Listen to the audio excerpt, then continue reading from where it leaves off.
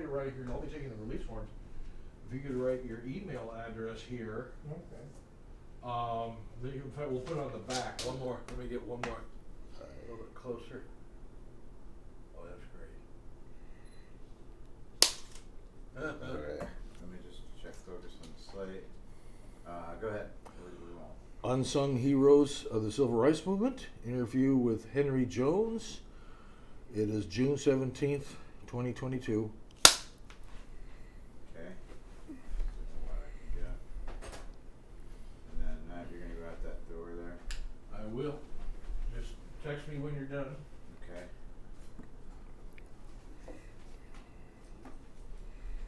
Take care. Alright. Thanks, Matt. Yes, sir.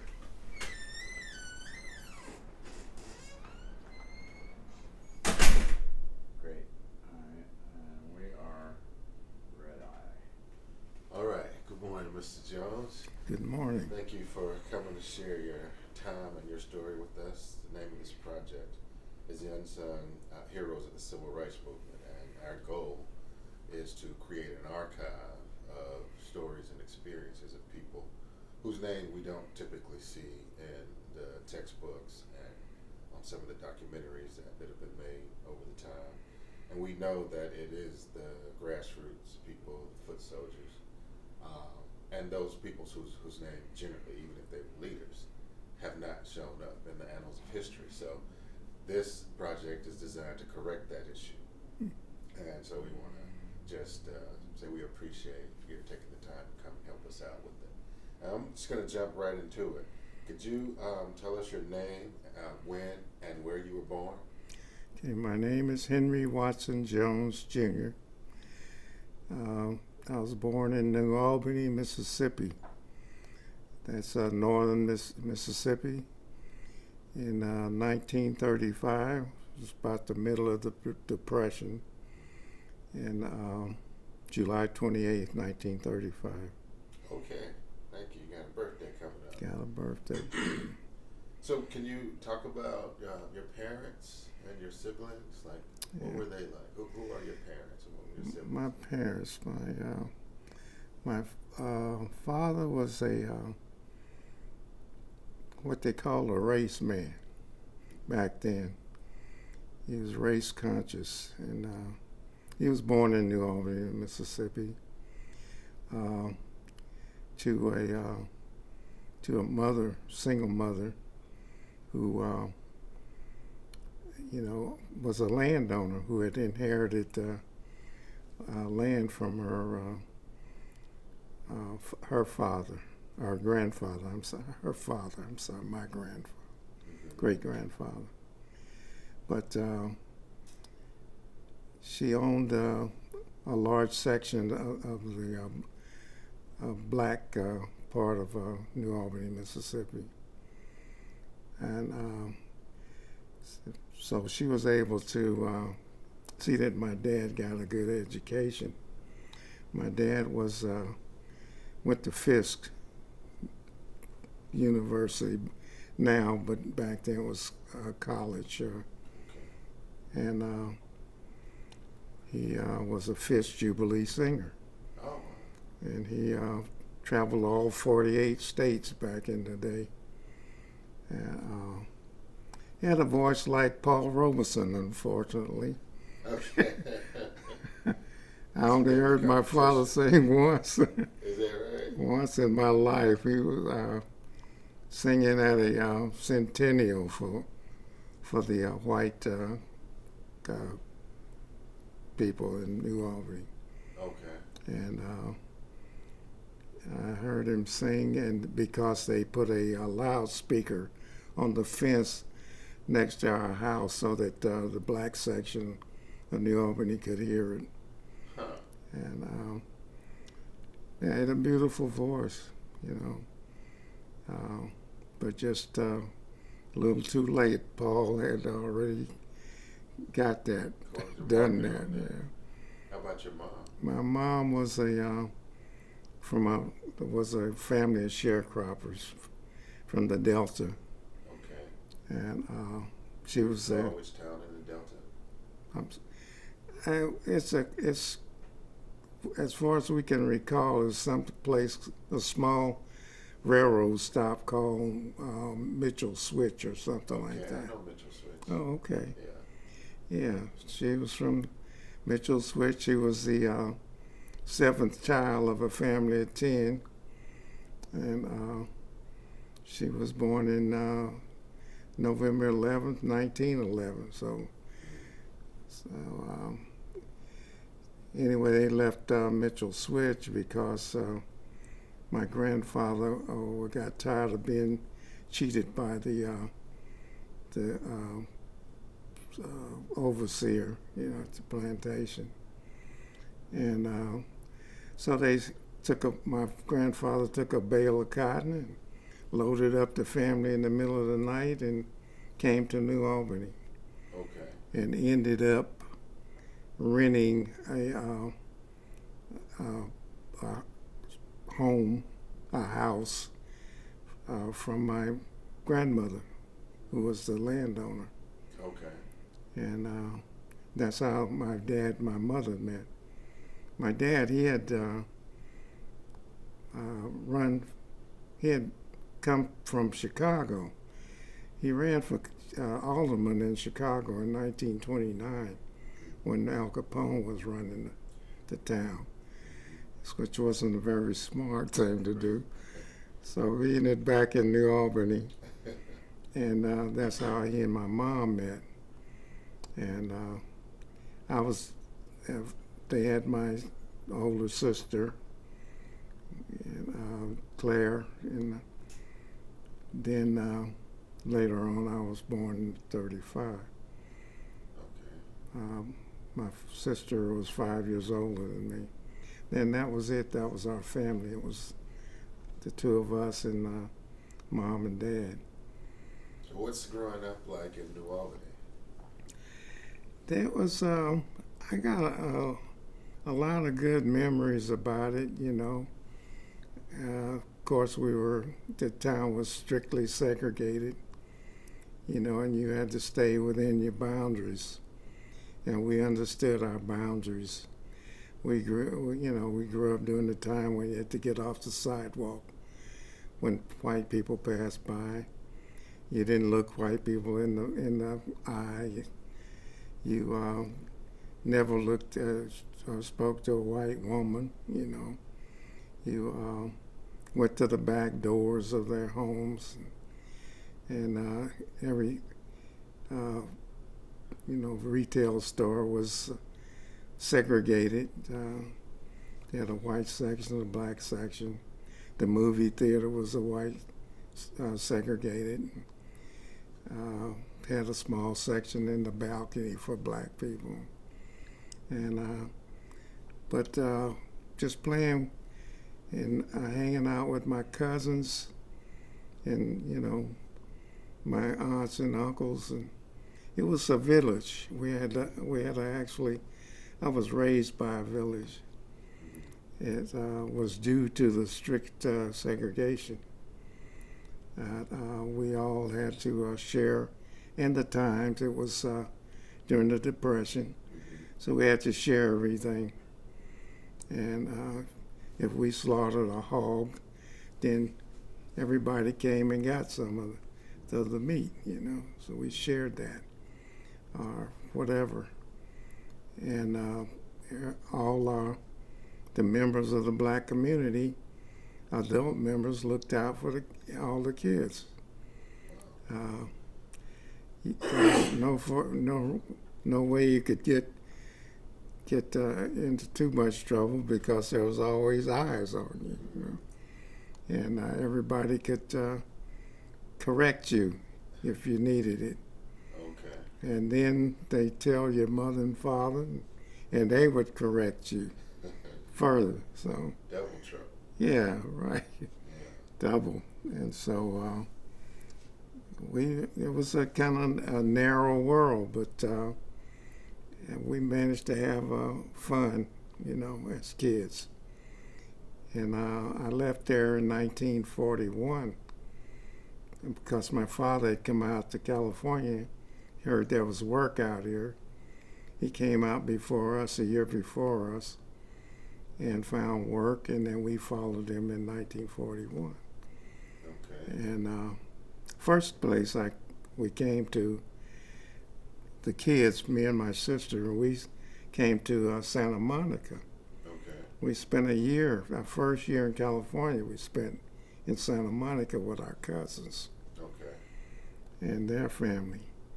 And then we came to, settled in what I call the Black Ellis Island for black folks in San Francisco. It was the Hotel New Grant. New Grant. New Grant. Yeah. Okay.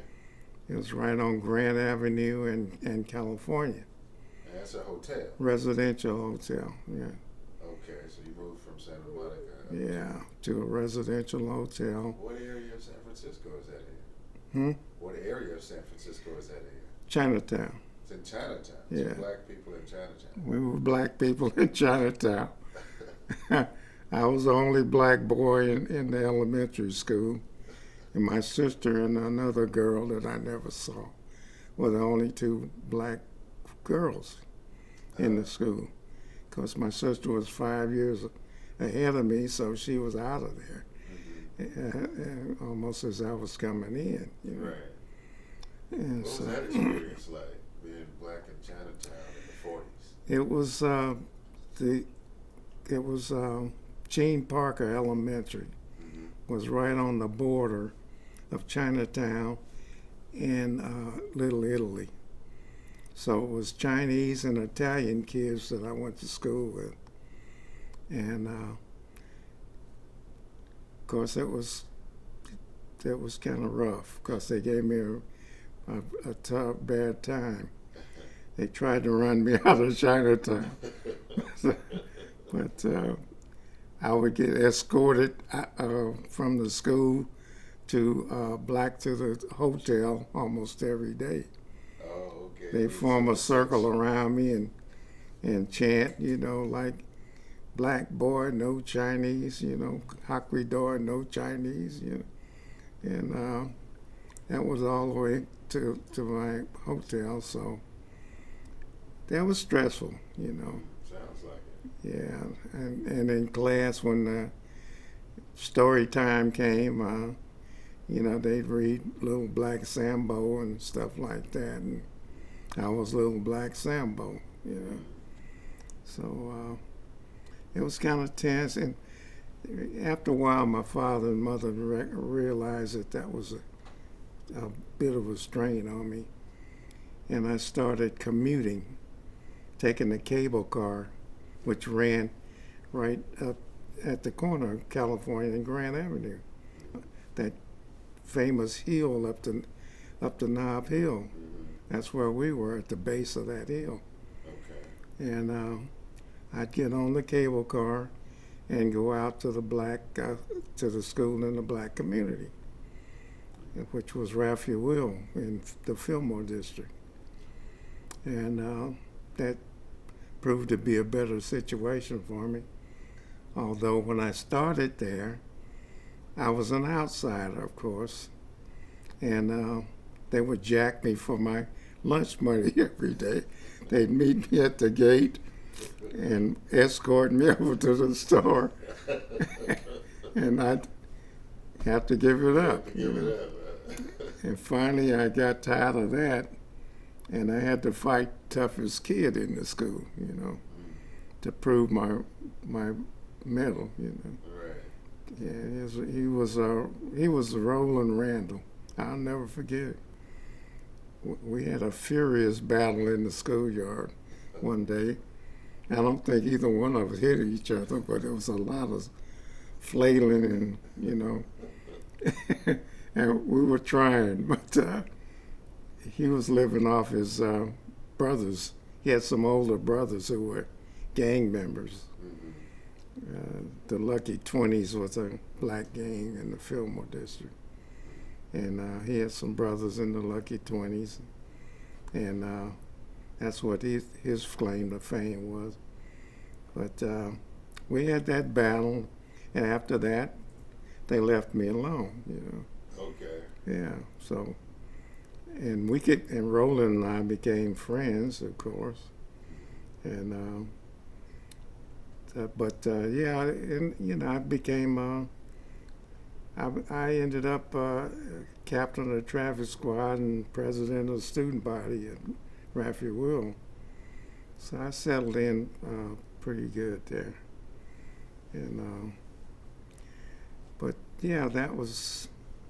But Chinatown was quite an experience. It gave me broadened my outlook on the world actually. Oh, how so? Yeah, because I got exposed to a different culture and peoples, and I probably never would have if I hadn't lived in China, been forced to live in Chinatown. We stayed there 7 years until we could afford to get a place or find a place in the Fillmore district. And so that was a constant struggle because they didn't want us there.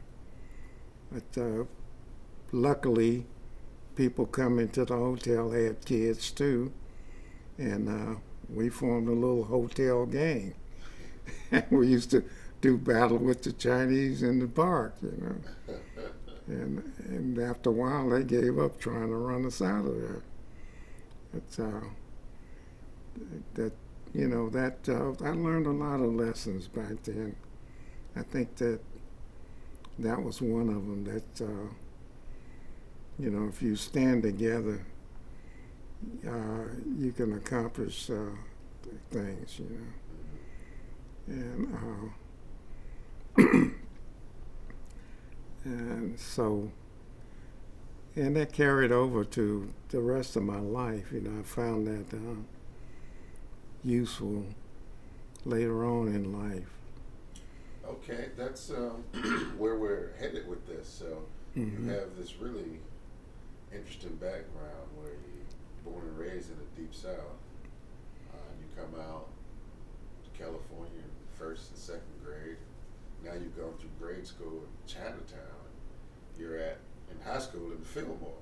Mm-hmm. Is that right? So that's quite an interesting beginning for a person in the United States. Yeah. Lots of racial issues going on. Did you pick up anything about race and racism while this is going on that made sense to you? Because most kids don't pay attention to that kind of thing. But this is interesting that you come from this farming agricultural space to this really rigid.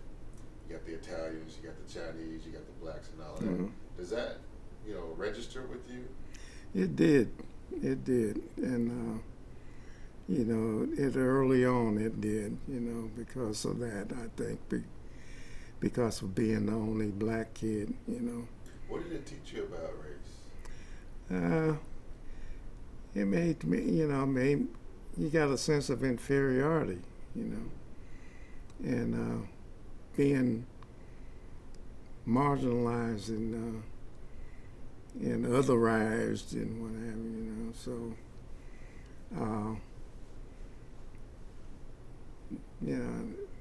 and I saw it how my mother and father were treated also, the disrespect and what have you.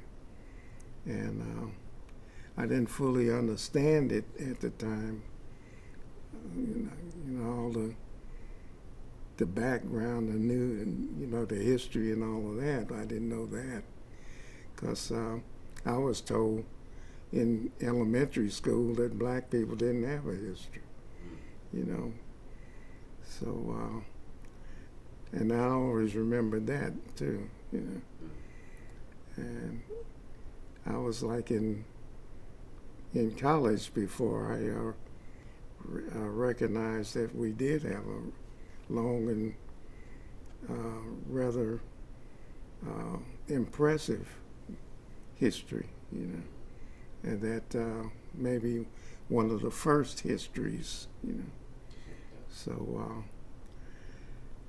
and that was life-changing, Well, let's get us there. So you go to high school in Fillmore. You apparently graduate.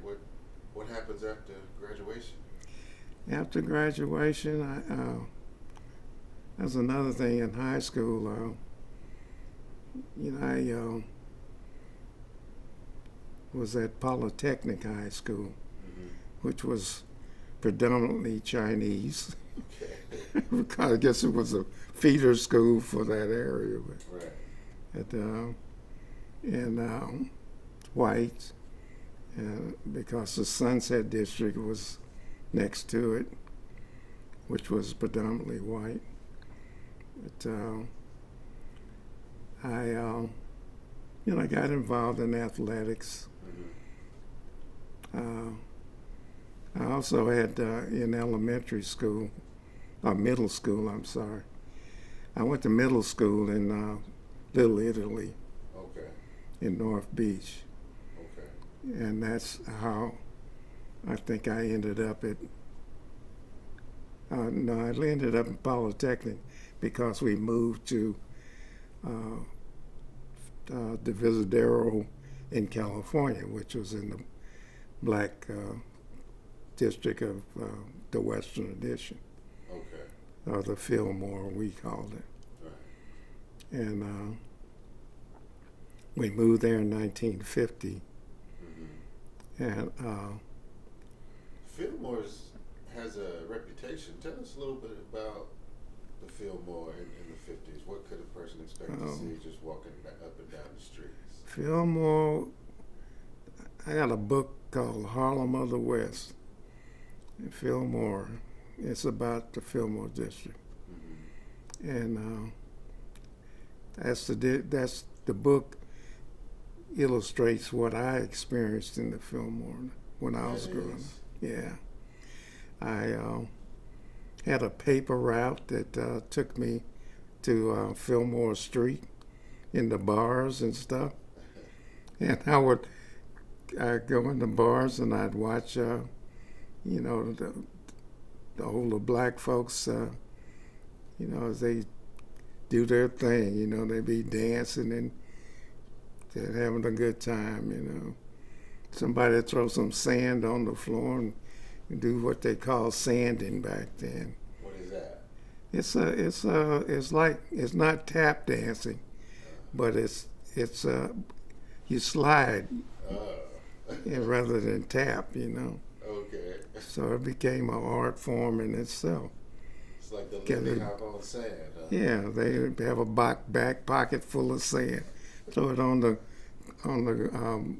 concrete floor and be sliding, sanding. Sounds like that dance could get dangerous if you don't know what you're doing. Yeah. So I exposed to that, and then Fillmore was live back then. Had all the clubs and stuff on Fillmore Street. The white people would come in and frequent those places, jazz clubs and what have you. Mm-hmm. Some famous places like Bimbo's Bop City, which was an after-hours joint, Mm-hmm. which I couldn't go to because I was too young. But that's where all the jazz artists would congregate after the clubs closed at 2 o'clock. They would go over there to after hours at Bimbo's Bop City and have a jam session. Do you recall any big names coming through? Oh, everybody came through. Everybody was in town. You'd come through. Everybody, you name them, they would come there, and all the old masters would come through there. Who would be some of these masters?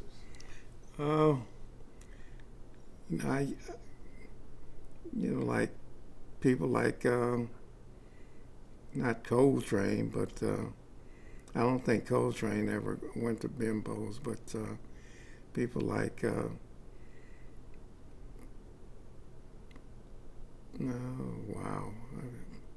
names are Bird or yeah. Miles? Yeah, Bird. I don't know if Bird played Bop City, Okay. but Bud Powell, yeah.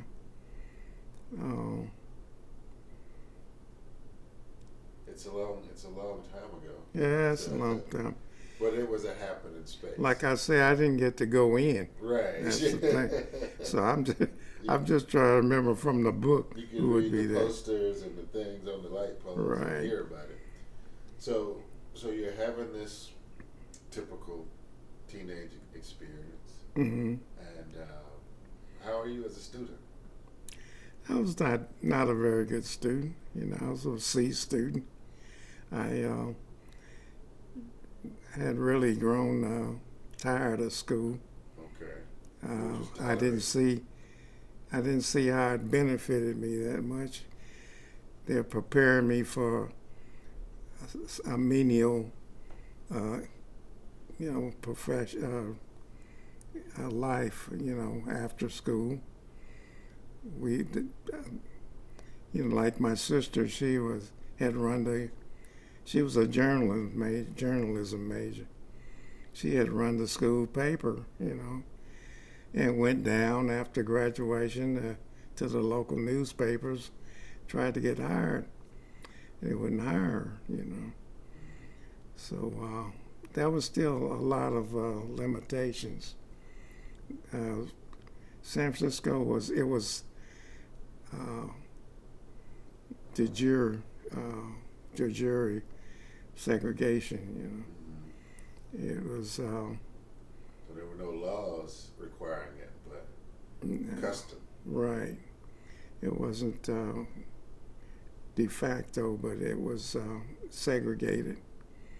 You knew, kind of had unspoken limits. Places you didn't go, you weren't welcome. Although it sounds like whites were welcome in the all-black Fillmore district. They would come, yes. Yeah, they would come to the clubs, and they would try to be out of there before too dark. Okay. But, they do their place too. Right. Okay. Yeah. So you matriculate through high school. You go to college. What happens after? I graduated high school January 1954 in Polytechnic, and I had a good job. They liked me, I liked them. It was a gourmet market, catering to the elite, rich folks up from, what was it called? Nob Hill? Not that was too far over. The Bourbon Coast? No, it was, Lots of nice areas in San Francisco. it was kind of just an extension of Nob Hill, residential neighborhood of So you delivered mansions. food or you catered food? Like, what did you do for this gourmet market? I was everything to them. I did everything from repairing the lights and to trimming the windows, making the pickles and the mayonnaise. The salad dressing. They had me doing everything, sweeping the floors. They had a candy kitchen there, so when I joined the military, I had a bunch of cavities I didn't know about because I was taking my payout in candy. Okay.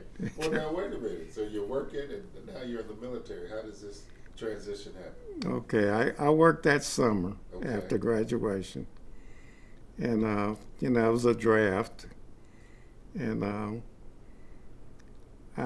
my first thought was to go to the Merchant Marines, and I went down, tried to sign up for the Merchant Marines, and they weren't taking it.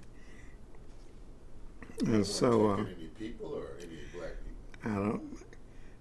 They just said they weren't Okay. taking it. You didn't get into all that. No, but I was on my way out of the federal building, and this Marine recruiter called me over and said, they could use some good men, So I signed up for the Marine Corps, Oh, just right there on the spot. Yeah, I signed up right on the spot.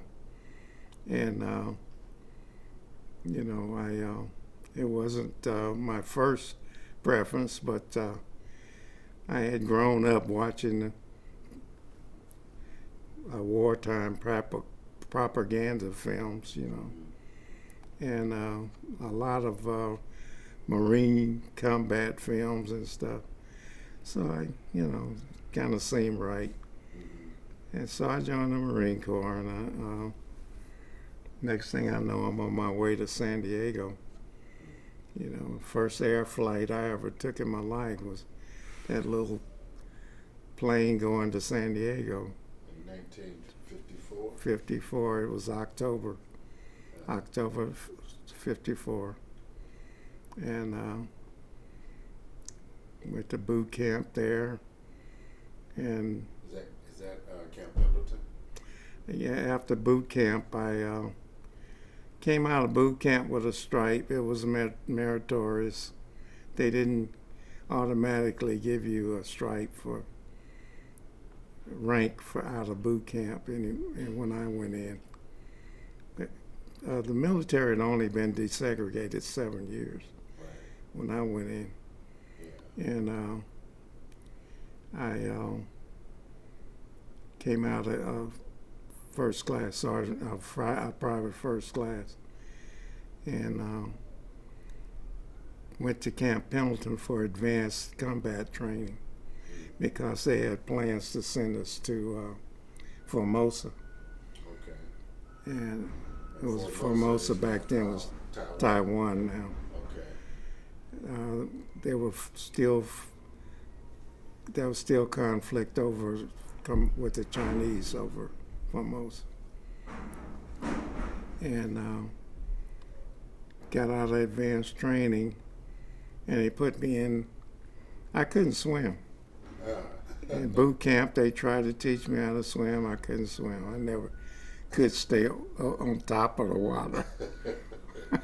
As a Marine, that seems like it might be a problem. It was a problem, but the further they added to my problem by putting me in amphibious tractors. So I became a crew chief, amphibious tractors battalion. And so that meant that I had to get out on top of when you went on the LST, which is it's a ship that transports the amphibious tractors. Okay. It has this big gate that lets down at the end of end of the ship, and you drive this tractor up in there, and but you have to first get up on top in the ocean, get up on top of the tractor, tie these two lines, one on each side, so they can help pull you up the ramp. So that was my job as crew chief.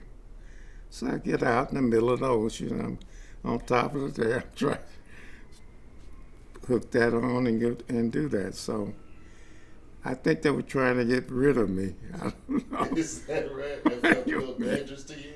Yeah, it was dangerous. You do that in the middle of the ocean, and you don't swim. I got on a life jacket, though, life vest.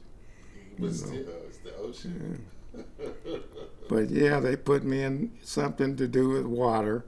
I guess they figured I'd either swim or walk, one or the other, So, but yeah, I came out of there. I was a corporal, and I was headed for Formosa. And halfway there, they changed our orders in the middle of the ocean there and diverted us to Japan. And I ended up doing 18 months in Japan. And that too proved to be a life-changing experience for me because it changed my whole perspective on life when I got to Japan. What happened? I got to Japan in this small mortar. I was assigned to 4-deuce mortars, 4.2 millimeter mortars. And I jumped off the truck, and there was Victor Jones is standing there. Victor and I became lifetime friends after that. He was from Richmond, California, Ah, which was right next up the road from across the bay from San Francisco. right. And so he's standing there, and Victor was an office pinky, they called him. What is He did clerical work. that? Okay. You Is know, it because of the pink sheets? I don't know what you Okay, call office pinky. Okay. Yeah, but that's what we call them in the Marine Corps. Okay. And anyway, I met Vic, and he took me out to town that evening. We got Liberty, so we went to town, and I learned that there was 2 places that black folks could go in Japan. What city is this? We were at, our company was at base camp Fuji, which Okay. was right at the base of the sacred mountain Fuji. Okay. And the towns there were 2. One little small village right outside the base, Mm-hmm. and then you had to take a cab to go Timbo, which was maybe another 10 miles or so Okay. away. And there was 2 clubs we could go to. The one outside, there were 2 little juke joints. The rest of it was off limits to black folks. And And brought the segregation all the way to Japan. yeah, came straight.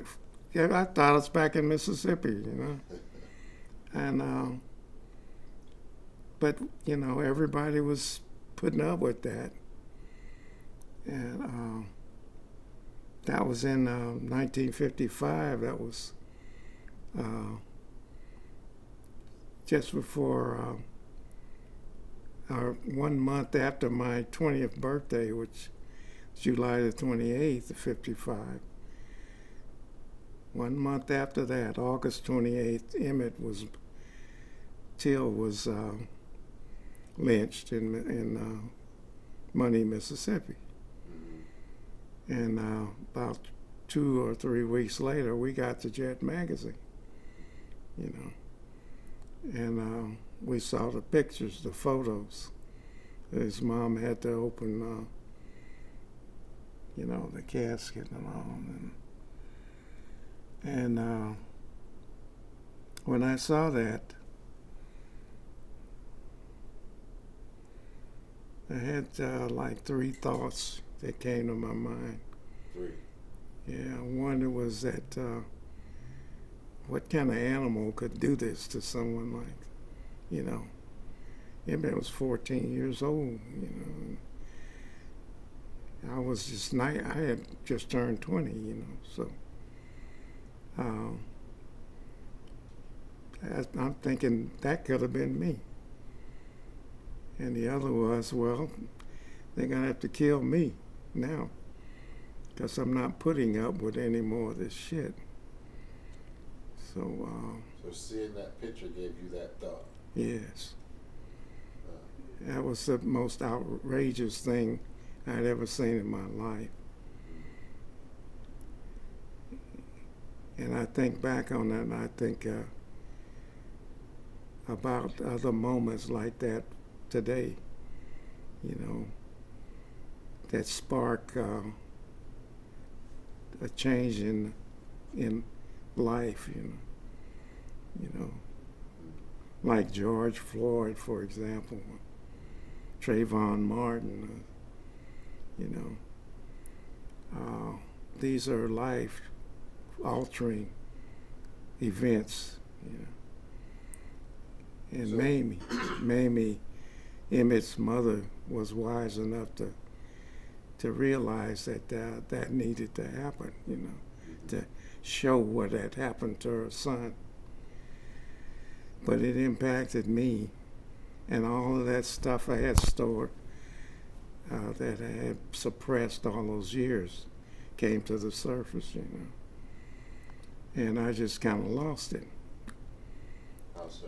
I mean, I wasn't angry, I was mad in a clinical sense. No, help us understand what that means. It means I unleashed the demons that I had in me. And I just started lashing out at anything, where we were segregated before we decided we were going to go in. There was a handful of us that decided we weren't going to put up with this stuff anymore. No more segregation. Even on the base, they call it slop shoot, bar was segregated. On the base. On the base, yeah. So we were just being totally marginalized there. And we decided no more. And we started going in where we were formerly denied. And we would walk in. I would walk in, go up to the bar, order a drink. I already had a combat jug on that trip from the camp to go Timbo. We have a gallon of this Chinese, what do you call that? Wine, It's a wine, but it's real sneaky. Like sake? Nah, not sake. It was almost like Kool-Aid. That's a rice wine. Okay. It was so sneaky, You wouldn't even know you were drunk till you got to where you were going. And then you suddenly realize I'm drunk, But we would get that jug and finish it before we got to town. And then I remember stepping out one time into out of the cab into they have like a little trough along the curb of the side of the road, not the curb, side of the road, where the human waste and everything goes. Yeah, I stepped in one of those. You were really buzzed. Yeah, I was messed up. I stayed messed up the whole time I was over there. So you go into this bar, you order a drink. Yeah, and then some white guy comes up to me and he says, hey, what you doing? And we'd have to start that little conversation, and they end up saying, I like you.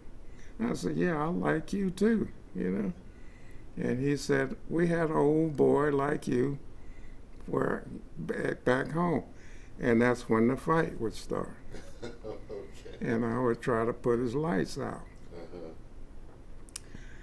And that would happen all the time. Okay.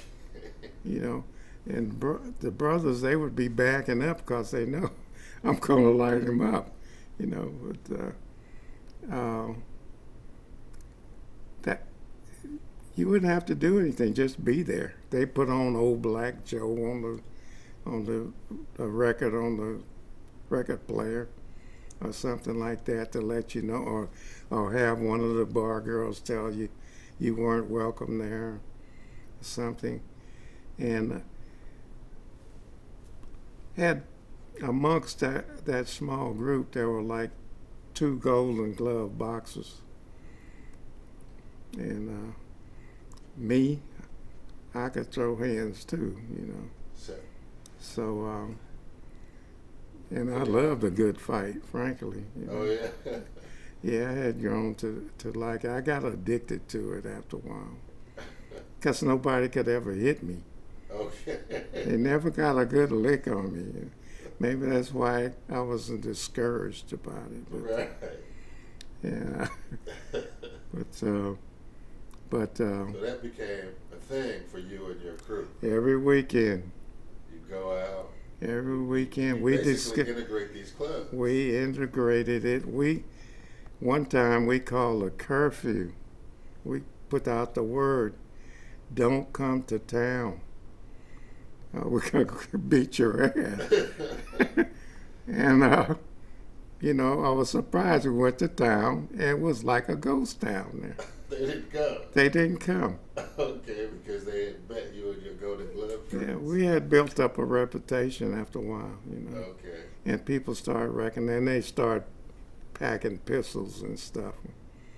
And I asked one guy one time for a light, cigarette. I was smoking back then. Stopped him. He was kind of drunk. He was weaving with his girlfriend up the road. I stopped him and said, "Buddy, you got a light?" And he shows me his pistol. And I said, "Well, damn." So I waited. I followed him, trailing. And I waited he went into another club. I waited outside. It started raining. I'm standing next to a wood pile. And I select me a nice log. and I wait for him to come out. He comes weaving out of there. And I step in front of him and I try to split him in half, And I left his ass there, But that's how crazy I was back then, And it was sparked by the murder of Emmett Till. Yeah, it was not just, it was partly that, but it was about all of that, everything, just our lives in general. Yeah. Yeah, I could tell growing up in the 30s, 40s, and 50s, if you're black, it's not a big party. I remember waiting in the hotel. His family, when we were in Chinatown at that hotel, which is a story in itself. That hotel was something else. It was like a little prison. The landlord, what they call manager was like he was like the cop, on the beat. He had a big billy club, and he would use it. Really? Wow. And you had people committing suicide there. One lady jumped out of the window and killed herself, and there was a whole bunch of stuff going on in that hotel. A lot of different people from all over the world, all over the country. But But you left San Diego in October of '55, and that was right after the Brown decision. And now you have the murder of Emmett Till to deal with. How long is your tour in Japan? When do you? 18 months I was there. Okay, so you're back in the U.S. in '57. Yeah. So it's still the '50s, and things aren't really heated up, civil rights movement wise, at least not on TV. Yeah. And what unfolds after you return stateside? I met this girl. Mm-hmm. It was my first wife.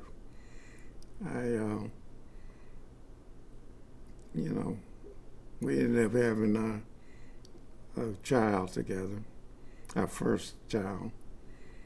And we got married, and I was going to school. I was out at San Francisco City College. I was going to school and working. Finally got a job I was working for Santa Fe Railway. First I was working as a stock clerk at Macy's. That was my first job out of the Marine Corps. And then I started working for Santa Fe Railway as a mail handler at the Richmond depot. And that's when they started the that was when they started the container programs they use now, where they put everything on containers and load them on ships and stuff. So we were loading those containers with mail bags and stuff, and I was driving this big giant forklift that put them on the flatbed,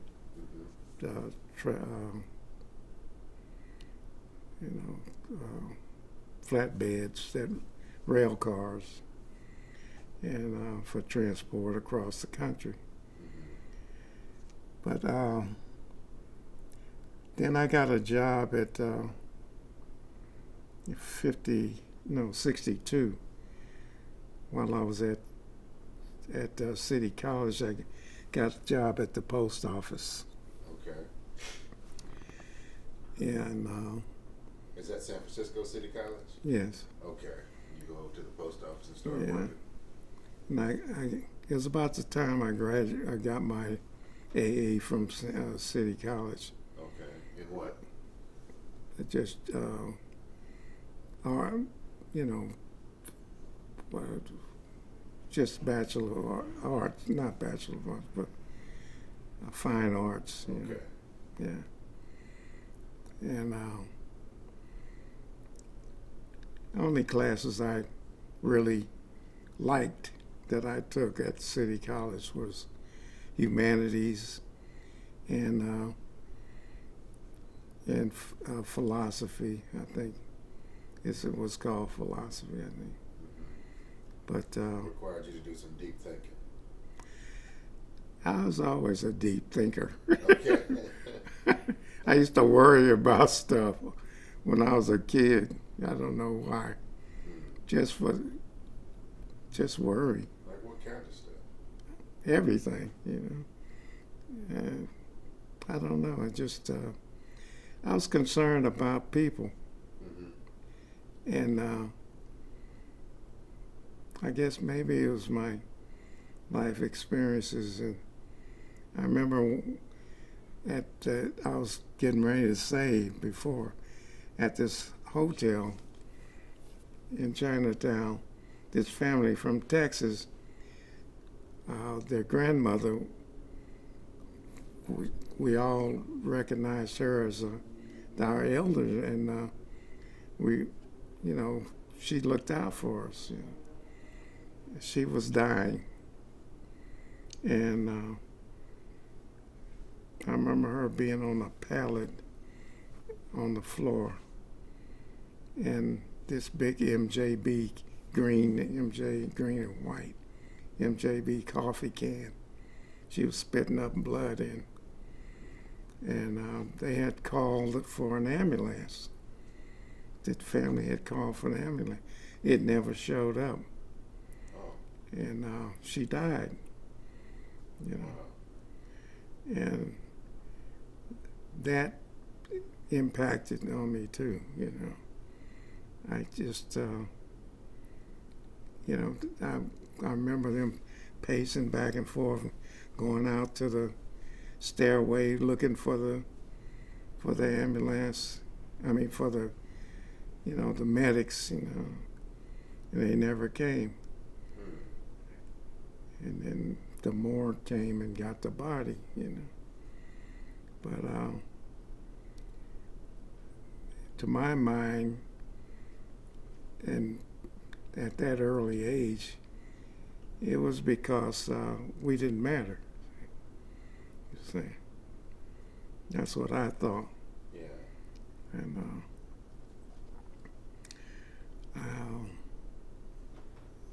see, my father raised me to look out for those who couldn't look out for themselves.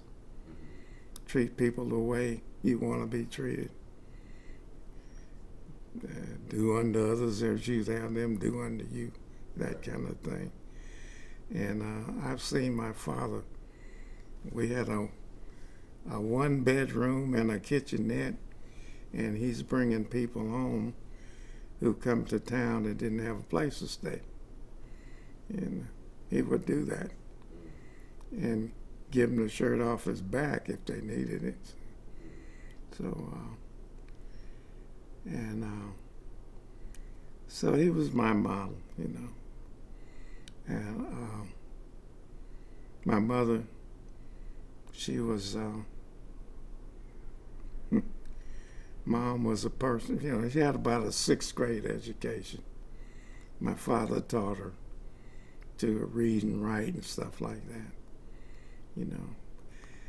He being a school teacher, you know, he could do that. So she became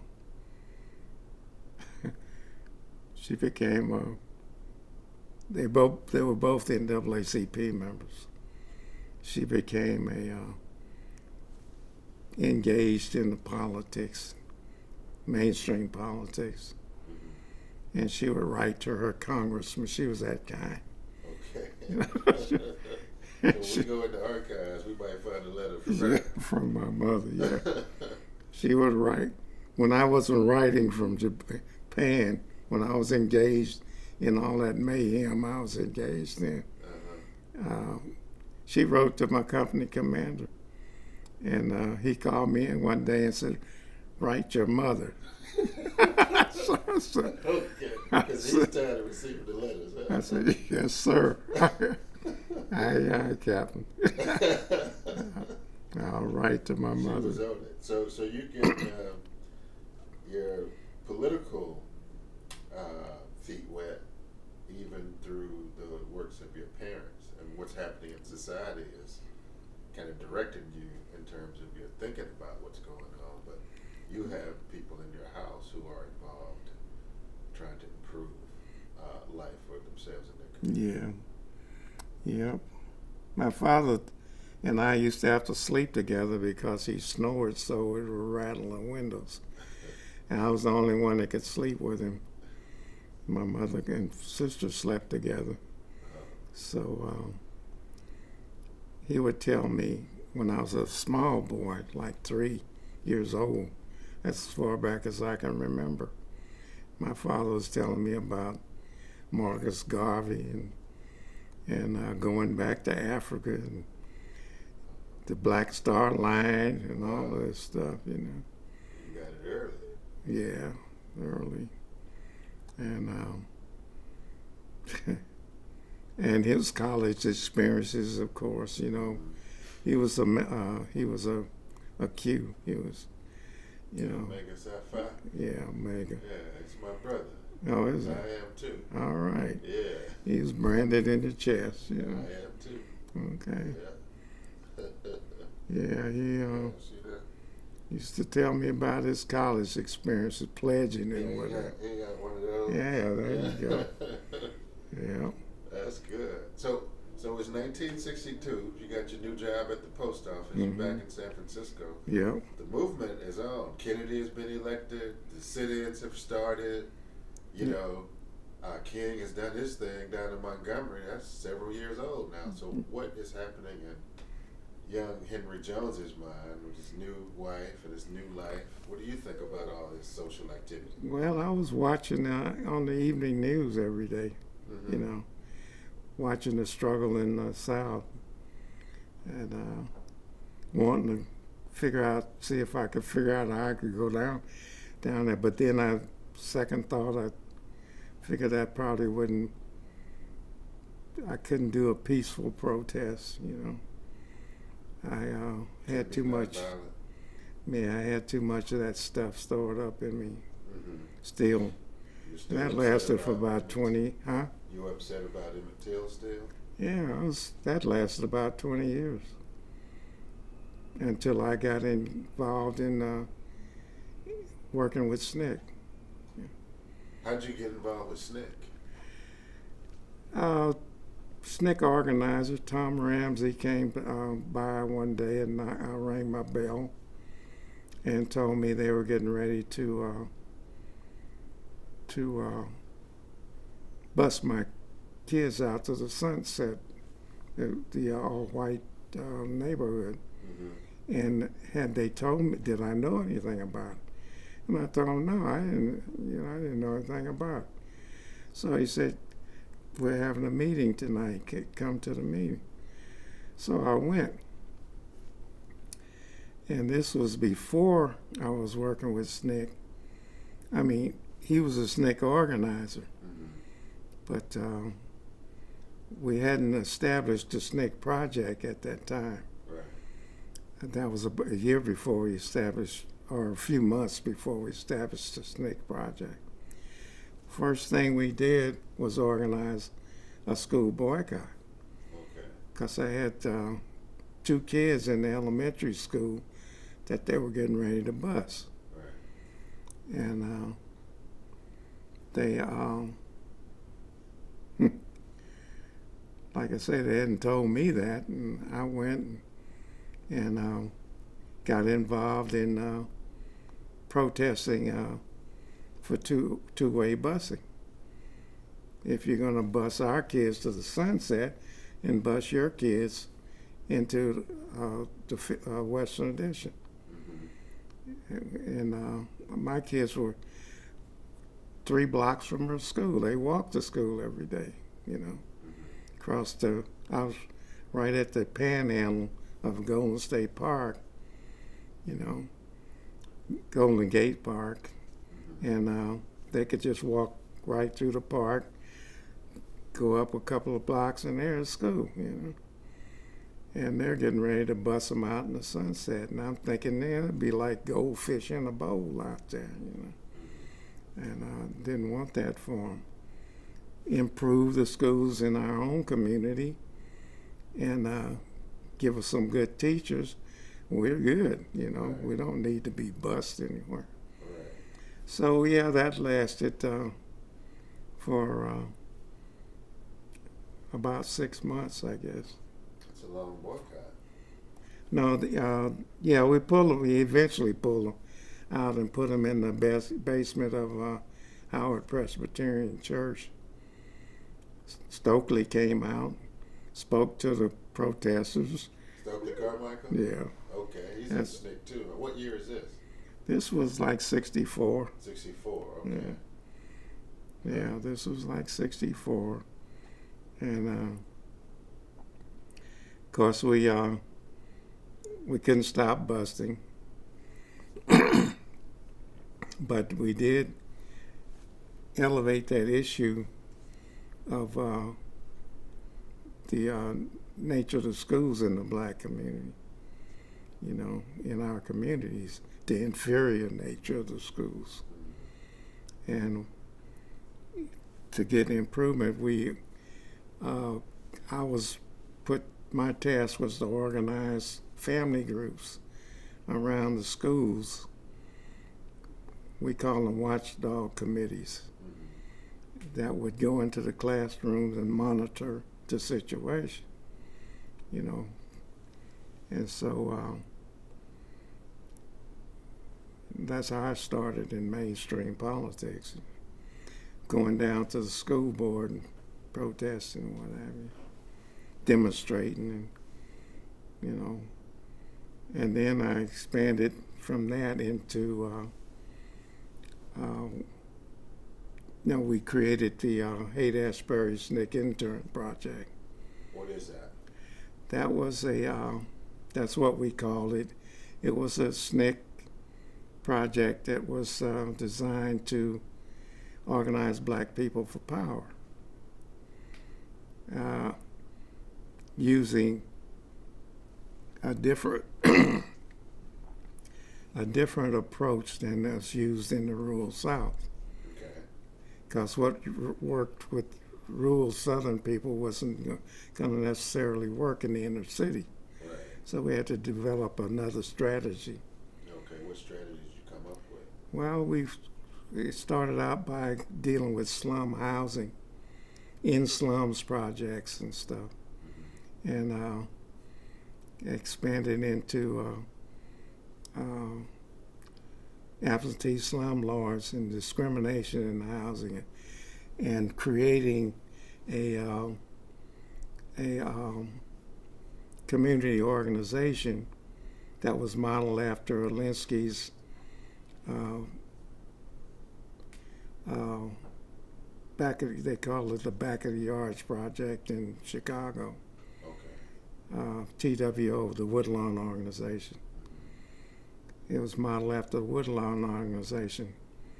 And that's the other thing that's Tom Ramsey dropped this book off one day at my house. It was Zelensky's book, Reveille for Radicals. And I read that book, and that appealed to me, and that captured me, and that resonated with me. What about that book resonated with you? Yeah. What about it? Oh, it was just direct action, organizing people to stand up against the power structure, and did he lay out a particular strategy? oh on yeah, how to organize? these tactics and strategies, yeah. You know, we utilize those. You know, like Alinsky's. Alinsky, they still use Alinsky's tactics today. You know. Which tactics would those be? You remember? We took like we identified absentee slumlords, and we would go to their homes in the suburbs, and we would take some of their tenants, the rats and the roaches, and leave them. At their house? Yes. So since they like rats and roaches so much, Exactly. let them have some. And we put up a picket line in front and let all the neighbors know this is an absentee slumlord. And then, you know, you go into those homes, people are breathing carbon monoxide. There's certainly lots of lead, paint, and asbestos. Yeah, at that time. lead, paint hazards, roaches. I remember moving a kitchen stove in one of those places one time. The whole back of the wall behind the stove was matted with roaches. Wow. You know, and it was just terrible conditions. They weren't upkeeping they're profiteering, yeah, but they weren't upkeeping the properties or anything. Yeah. People were, you know, just living under hazardous conditions, code violations and whatever. We would identify that. Rent strikes, we'd organize rent strikes, you know, and demand that they fix these problems. So I like that, you know. Now, were you working with just neighbors and friends, or did you develop an organization to direct this work? Well, our organization was an organization of organizers. There were 7 of us. Okay. We started, it was called the Haight-Ashbury SNCC Intern Project, Right. because we started out in the basement of a home in the Haight-Ashbury. Okay. And, you know, but what happened was that Ramsey had gotten the community, the black community, to put up $83,000 to create an organization, to organize a community organization. And he was the only paid organizer. The rest of us were volunteers. And I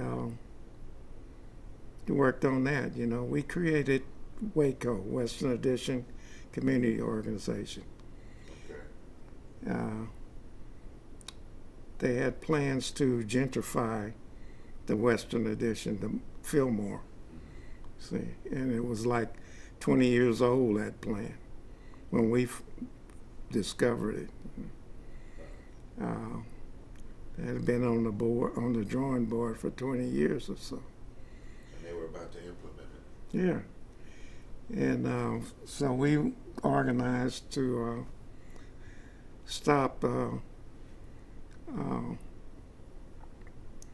know, them from taking our community from us. Mm-hmm. And we built this community organization. It was all volunteer. one of the founding members of the organization was Danny Glover's father, Mr. Glover. Okay. We call him Mr. I don't know what his first name was. Okay. We always call him Mr. Glover. Okay. But he was one of the founding members. And 2 or 3 other elders, most of them were elders. Okay. And then we found Mary Rogers. Mary Rogers came out from Texas. She had a bunch of kids, and she was a single mom. And she was concerned with welfare rights and low-income housing. Mary became a low-income housing expert, and is the only reason that there's any affordable housing left in San Francisco. Today. She created that. So she has a long, important legacy. Yeah. You'll find a plaque to Mary Rogers on Fillmore at O'Farrell. There's a little plaza there. They got a plaque in the ground, recognizing Mary. And you recruited her into Waco, or she was already there? No, we recruited her in Waco. Okay. Yeah. She was dirt poor, living in one of those old Victorians that needed a lot of care. Mm-hmm. And when I met her, I think she had a dress so that had more holes in it than cloth. Had it pinned up together. But she ended up going to Washington, D.C. I call her Ice Pick Mary because she always had an ice pick in her purse. She took that ice pick to Washington, D.C. Yeah. She was a fighter. She was ready for whatever. She was a fighter. So Yeah. what kind of things did you and your Waco peers get involved in? We got involved in all the, discrimination in hiring and housing, and they sued Macy's. Waco sued Macy's and won for discrimination in hiring. Made case law. It's in the law books, and made them change their hiring practices, and we spoke as one voice for the community to to prevent or to make sure that blacks had a say in what the community was going to look like when it was reconstructed. We were able to get set asides for low-income housing and stuff. That's what Waco did. Okay, and that's 65 and 66? No, that was what was that, 60,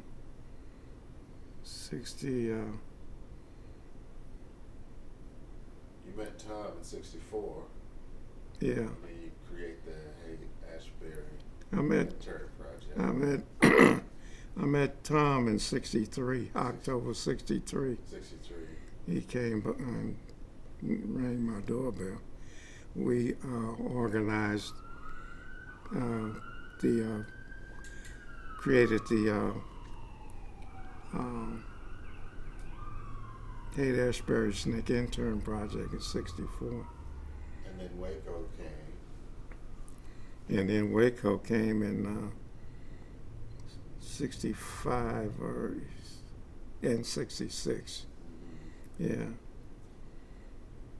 So that's it's starting to get hot and heavy as far as the movement is concerned. Malcolm X is on TV and in all the newspapers.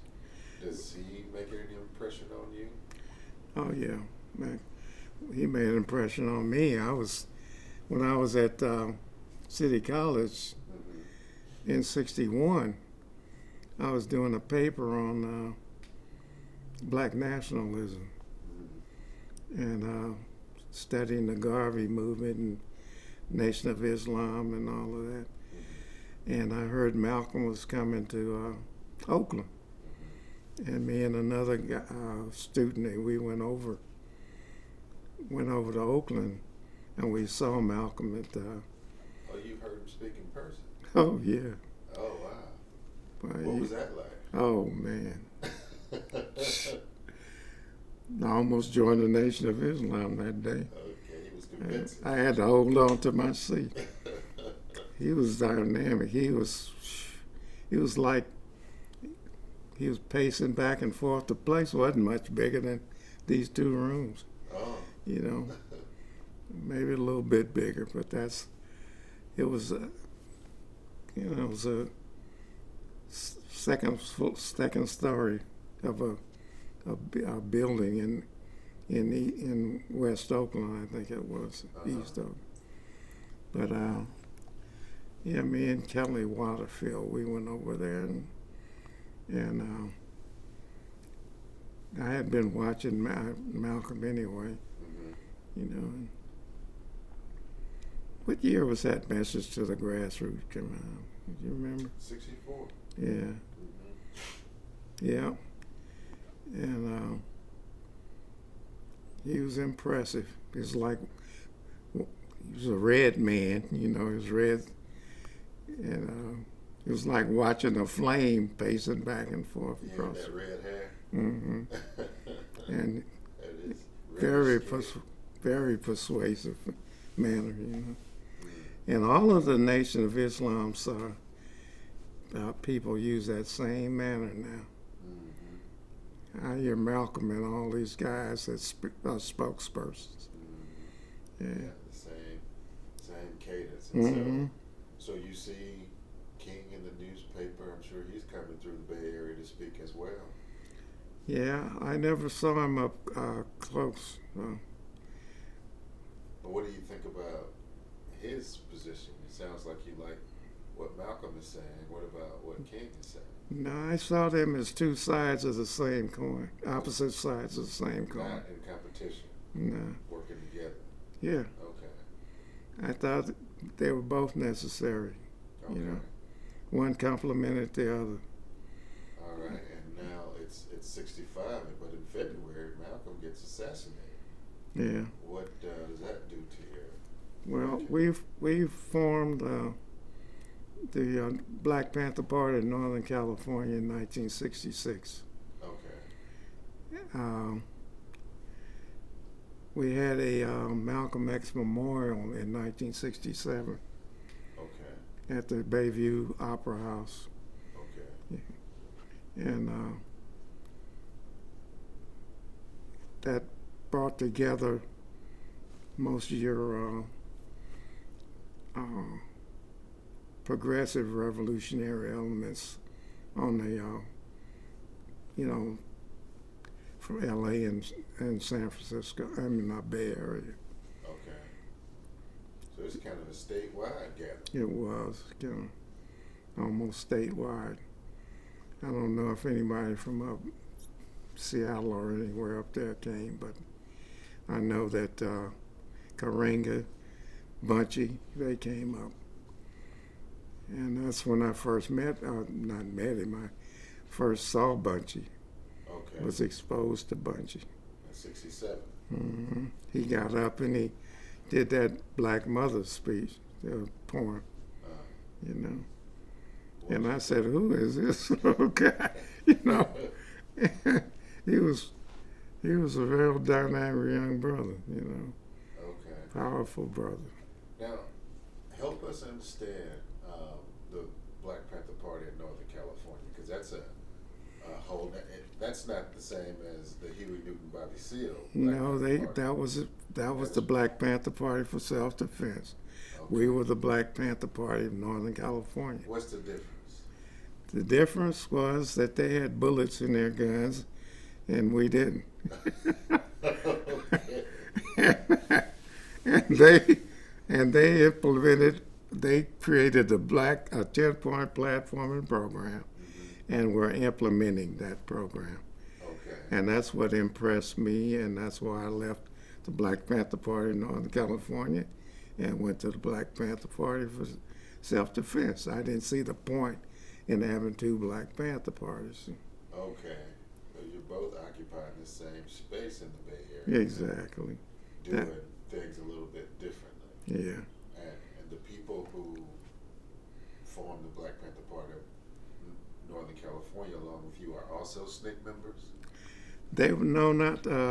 They were Black Panther Party in Northern California were former RAM members, and And RAM is the Revolutionary Action Movement. right. Some of them were former RAM members, Okay. and some were just local activists, like Brill Bradley was over to Shaka. That's who he is now. But these were people, I think, who were primarily influenced by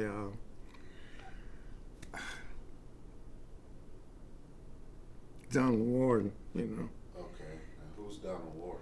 Donald Warden was a very, very highly intelligent young black man who formed the African American Association, who mentored Huey and Bobby, Okay. and at Merritt College, and had a think tank at Cal State, at Cal Berkeley, UC Berkeley.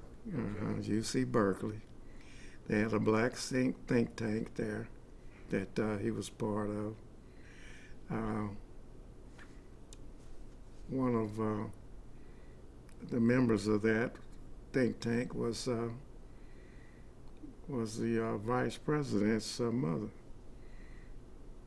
and her father. They were both in that think tank. Who? Kamala Harris's mother and father were Kamala both part of Harris's it. mother and father were in that black think tank. Hmm. Okay. So they've been in the Bay Area for a while. Yeah. And he had a radio show. Donald Warden did. Don Warren, yeah. So was he a lawyer, a professor? He was a lawyer. Okay. Yeah. All right. So he's influencing young people in the Bay Area. And Yeah. now, I never joined his organization, but because we had created our own organization, which was Waco. Independent Action Movement, Okay. which was a black nationalist organization.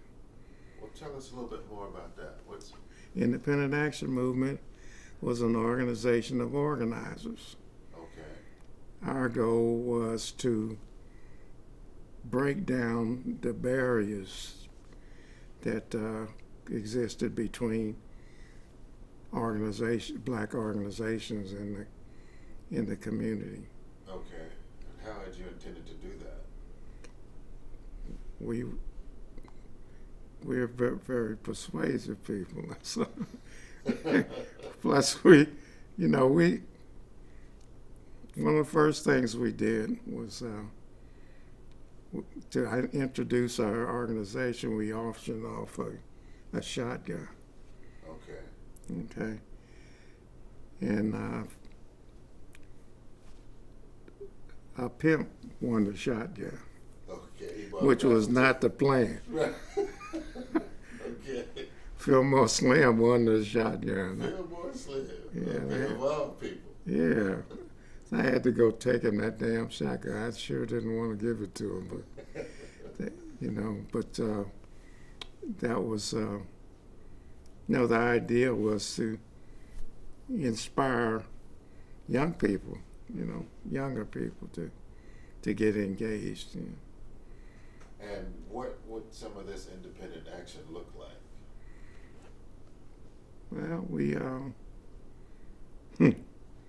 there was a lot of stuff, Okay.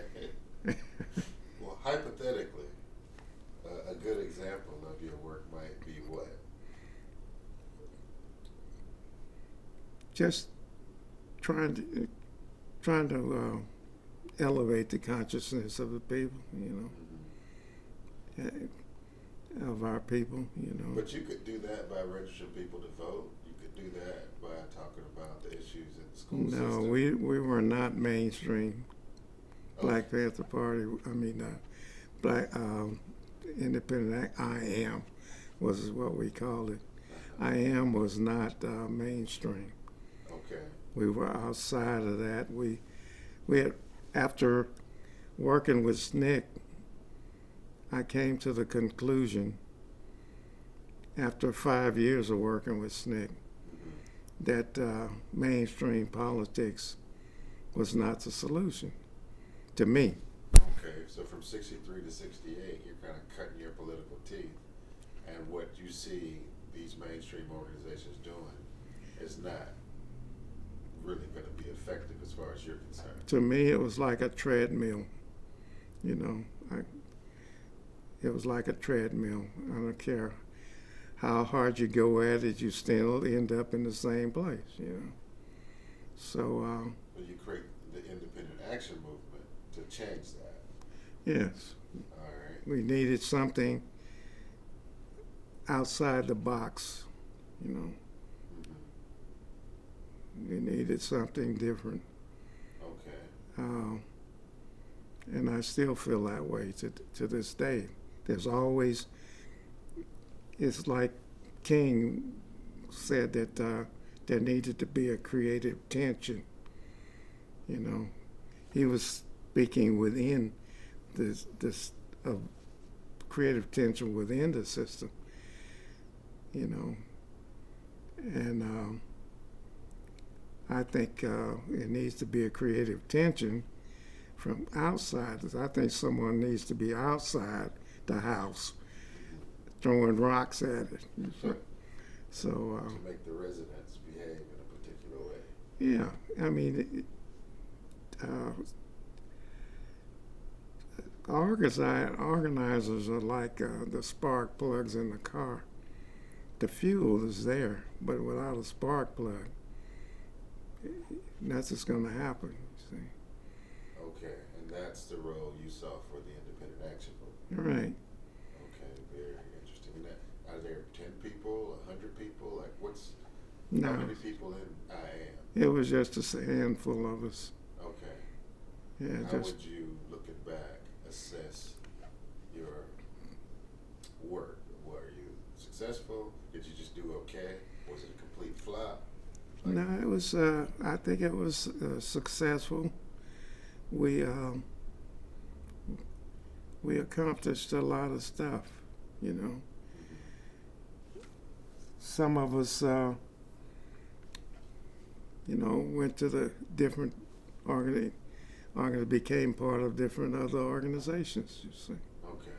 But still carrying on IAM's philosophy. Right. Our Okay. philosophy. That's interesting. So I think that this is a good place for us to take a break. Okay. It's now 66, 67, and things are going to really start to heat up. So, well, at 68, Yeah. things are going to start to heat up really soon after King's death, and we want to hear about the rest of the 60s and 70s for your activist career. So maybe stretch and get some water and come Okay. back to it. All right. Before you get up, I'm going to turn the camera off. Okay? Okay. So we're back, and you've formed the Independent Action Movement. You've left the Black Panther Party of Northern California and have associated yourself with the Black Panther Party of Self-Defense. That's one of the iconic organizations of the movement. So you know the leaders, or you just know rank and file members of the organization? Well, I've, met Bobby here. I never got to know Huey, just see him in passing, Okay. We were kind of engaged in the same thing, so, Okay. yeah. So there was a lot of work going on. It It wasn't a lot of was. time for hanging out. It was a very dynamic period, right? Okay. Can you just talk about what San Francisco is like? Because 68 is Yeah. one of those years, Yes. Yeah, there was a lot going on in the Bay Area in the 68. Mm-hmm. In 68. We had the free speech movement going on at the Berkeley campus. And we had the anti-draft, anti-war movements going on. We had the Black Panther Party in the community. We had the Nation of Islam, of course, is still operating in the community, and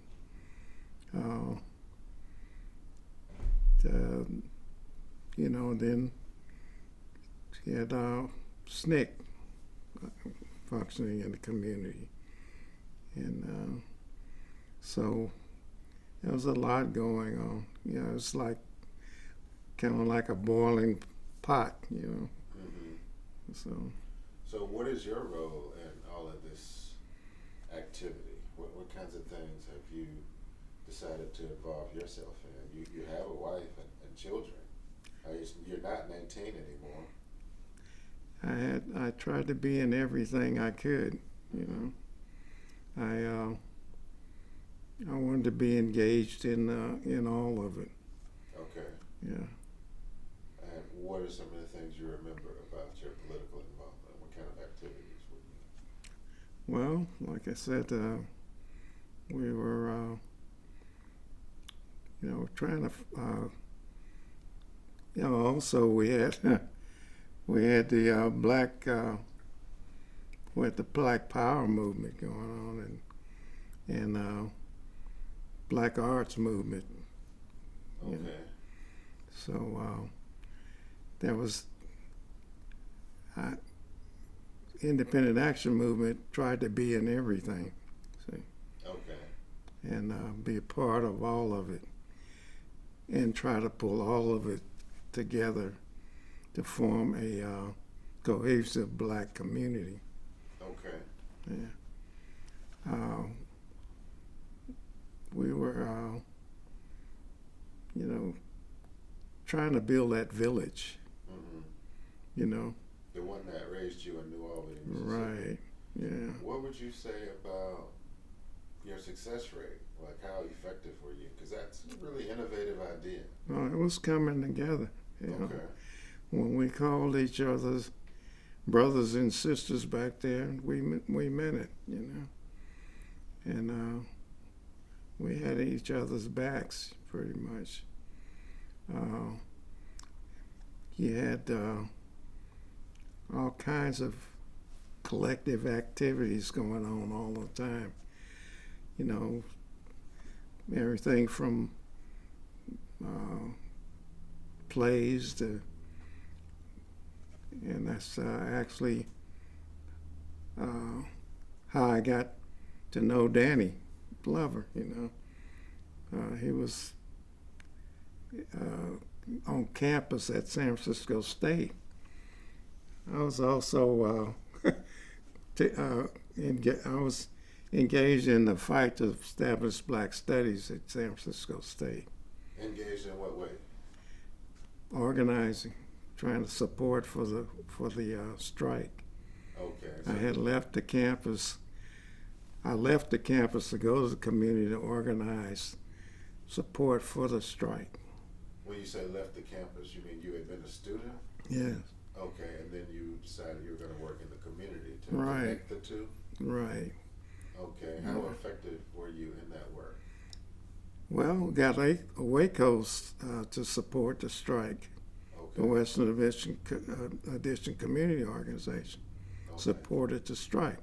I brought Benny Stewart and Jerry Venado and introduced them to Waco to them, Okay. and they ultimately ended up supporting the strike. Okay. And, we had Carlton Goodlett, who was Dr. Goodlett, who was one of the community elders, He was I think he was an old communist, had been in the party. He and ran the black newspaper, community newspaper. What was the name of that newspaper? It was Sun something. If you hadn't asked me that, I wouldn't know. Was it the Sun Reporter? Sun Reporter. Okay. It was a San Sun Francisco reporter. Reporter. Yeah. Okay, so you're getting Mhm. some community buy-in for Yeah. what's going on at San Francisco State. You called it a strike. Like what? Yeah. Why would students strike? They're not really working. Tell us what's The happening. students were striking because it started out with George Mason Murray, who was one of the professors out there, being denied tenure, you know. And so that's what it stemmed from mainly. But the whole thing was that we wanted relevant education. Our education was relevant to black people. And for that we needed a department of black studies. And I forgot to mention that I got arrested in '68. For what? And we were involved in there was a shootout at Black Panther Party members. We were involved in a shootout in White Front. It was one of these superstores, you know, retail stores in South San Francisco.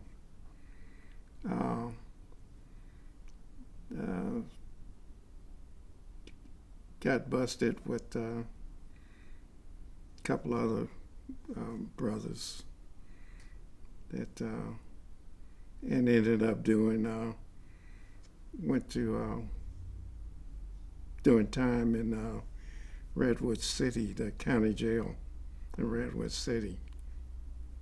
Okay. So But what did the shootout stem from? That sounds interesting. huh? Said that sounds interesting. What was the shootout about? The shootout was wow.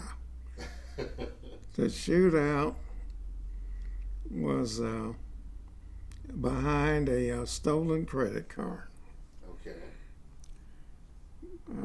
We got caught with the stolen credit card.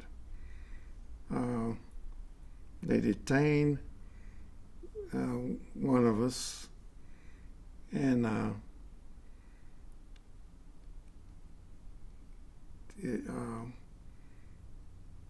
had left the store to get to go to the car. We got the car, waited for the brother that was detained to come out. He eventually did come out. He comes out running though, and he turns around when he gets to the car and fires 3 shots at the police car that had just come up on the scene. Jumps in the car, and we take off.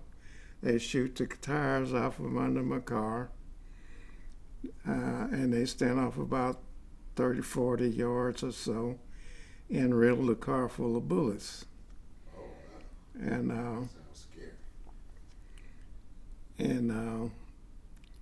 no shots were fired from the car after the initial shots that he fired at the police car. So he had a shootout with them.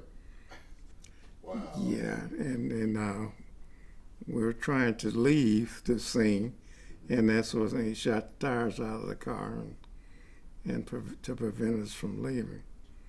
And that landed you in the county jail down in Redwood City. That was my first arrest. Okay, 1968. First arrest, first encounter with the police. And Was it what you expected? no, not at all. Okay. Matter of fact, going out there in the first place was an afterthought. You know, it wasn't planned. Okay. I just went along, you know. Ah. And but back then we were all packing. Mm-hmm. Everybody in the party was packing. Okay. And And so, anyway, we survived that. Nobody in the car got hit. They shot one of the bullets hit the rear view mirror next to my head, you know. But that was it, you know. And I used to drive that car around the neighborhood because I wanted to remind myself how close I came. So, The car with the bullet holes in it. yes, I never filled those holes in the car. So, but So what's jail in Redwood City like? well, now that's you know, we had some connections on campus. Mm-hmm. Some of the sisters out there managed to get me and the other brother that was doing time with me in a program, a special program, psych program, Okay. where it was a graduate program actually. Psychology program? Mm-hmm. Graduate And psych. you're in jail, Yes. and you're gonna go take some grad classes in Right. psychology. That's a nice hookup. I know it wasn't. It was perfect. And the judge said, okay, even though Judge. you in there for shooting at the police. I wasn't in there for shooting. I was in there for accessory after the commission of a felony. Okay, all right. You weren't doing the shooting. No, I wasn't doing no shooting. So they charged me with accessory after the commission of a felony. Because the person you were with. Hmm. Okay. And we ended up commuting every day to campus. From Redwood City to San Francisco State. Where is it? From Redwood City To San Francisco State. We took a bus every day to school. And that was before they got the Black Studies Department. Before that? Yeah. Okay. And then the Black Studies Department was granted. They kicked in, you know, and so we walked out of the graduate psych program, and they were pissed about that. Of course. They I'm sure they were. They gave us straight F's and everything, even though we were like the star pupils, you know, because they were studying us as well as we were studying them, you know. But we were star pupils, and I liked the program, you know, but Black Studies needed support, so we went to So you went over to the Black support Studies. the Black Studies program. You took classes there? Yeah. Okay. Took classes there, and by then I was released because it was only a year in the county jail. Okay. I was released, So that'd be 69? yeah. Okay. So 69, I was working in the EOP program, What is Cent- that? Economic Opportunities Program, Okay. in the office at San Francisco State Okay. with two other Joneses. All right. And both of them were from Mississippi, actually. Is that right? Yeah. A bunch of Joneses from Mississippi. Yeah. Okay. And, you know, one of them was the elder, the father and his son. They were both, one was blind, the other was legally blind. But they were running the EOP program. And I worked with them. Rashawn Roland Kirk came to town. They were both musicians too, by the way. He came to town. They knew Rashawn. And I went down, picked Rashawn up at the hotel and brought him to campus. And he had this brass walking stick with a little wheel on the end of it. He was rolling it across the campus as I led him to the office. And when he got to the office, they had a little jam session in the back of the office. He took that walking stick, the brass walking stick apart, and it was a flute. Oh, And they blew the roof off the place. is that right? That sounds great. Yeah. So, So so the I got, movement, you can get some levity there every now and then. You know, hang out with friends, listen to some good music. Or yeah, that other was things. amazing. And you know, my son Rosenkirk could play two saxophones at the same time. You know, he was a monster. You know? But he was. But yeah, I was working in the EOP office and taking classes and black studies classes. Okay. Black psychology too, Okay. by the way. Get back to the psychology. Yeah. No, I'd always been interested in psychology. I Okay. started actually reading, studying when I was in before I got out of the Marine Corps. We used to, me and this German kid, Frank was his name. We used to read everything in the library, you know.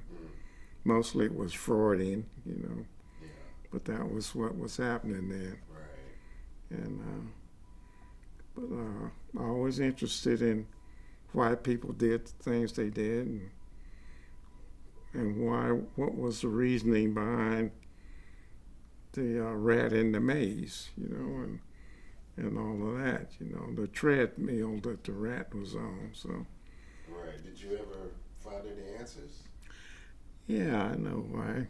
It's conditioning, and it's to study tendencies, and transfer that to how they manipulate and control our society.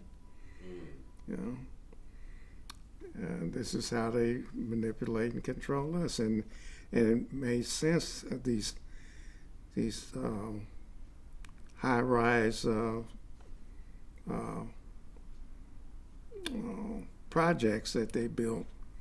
It is built on the same principle. See? So the Cabrini Greens, Yes. the Jordan Downs of the world, that's no accident. No accident at all. You know, and the outcomes are predictable. Right. You know. And Yeah, I've seen some of these housing projects in New York City that go on for blocks and blocks and blocks, tens of thousands of people. yeah, And being from the South, it makes me wonder how can anybody Yeah. enjoy a life in all this concrete and grass and really no outlet for sure. mental exploration. You don't see any trees. There's no water. Mm-hmm. I always had an issue with that when I went to big cities. But you're saying that was designed to keep people behave in a particular way Yes. so that they could be controlled. Yeah, control and the outcome, like I say, is predictable. Yeah, it's certainly the same in Jackson, Mississippi as it is in Buffalo, New York, Mm-hmm. or New Orleans and Baltimore, or Los Angeles and Seattle. Black communities seem to be the same everywhere I go Yeah. in terms of the problems they're facing. Yeah. People need,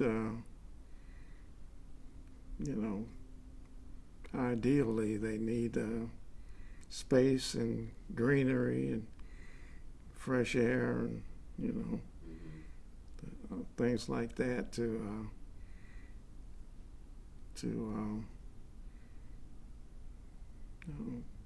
be.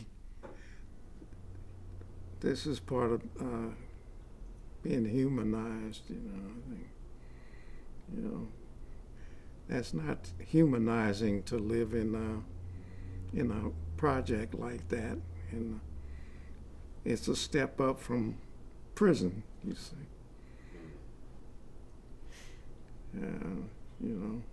It's not that far from being in prison. Right. I've read some research on that very thing. Yeah. So it's 69, headed into 1970, and the movement is really hot and heavy now. They've killed Kennedy, King is dead. The Black Panther Party has gained an international reputation. You're a member of that organization. King wrote a book right before he died called, Where Do We Go From Here? So where did you go after 69? Like what happens to your activist career? Well, 69, the Black Panther Party, they declared war on the Black Panther Party. The state declared war on the Black Panther Party in 69. And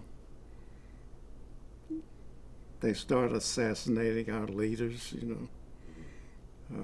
first with Medgar and Evers in Mississippi, then Malcolm, and then King, in 68. So and then they started assassinating party members, like with Fred in Chicago, and Bunchy and John in L.A.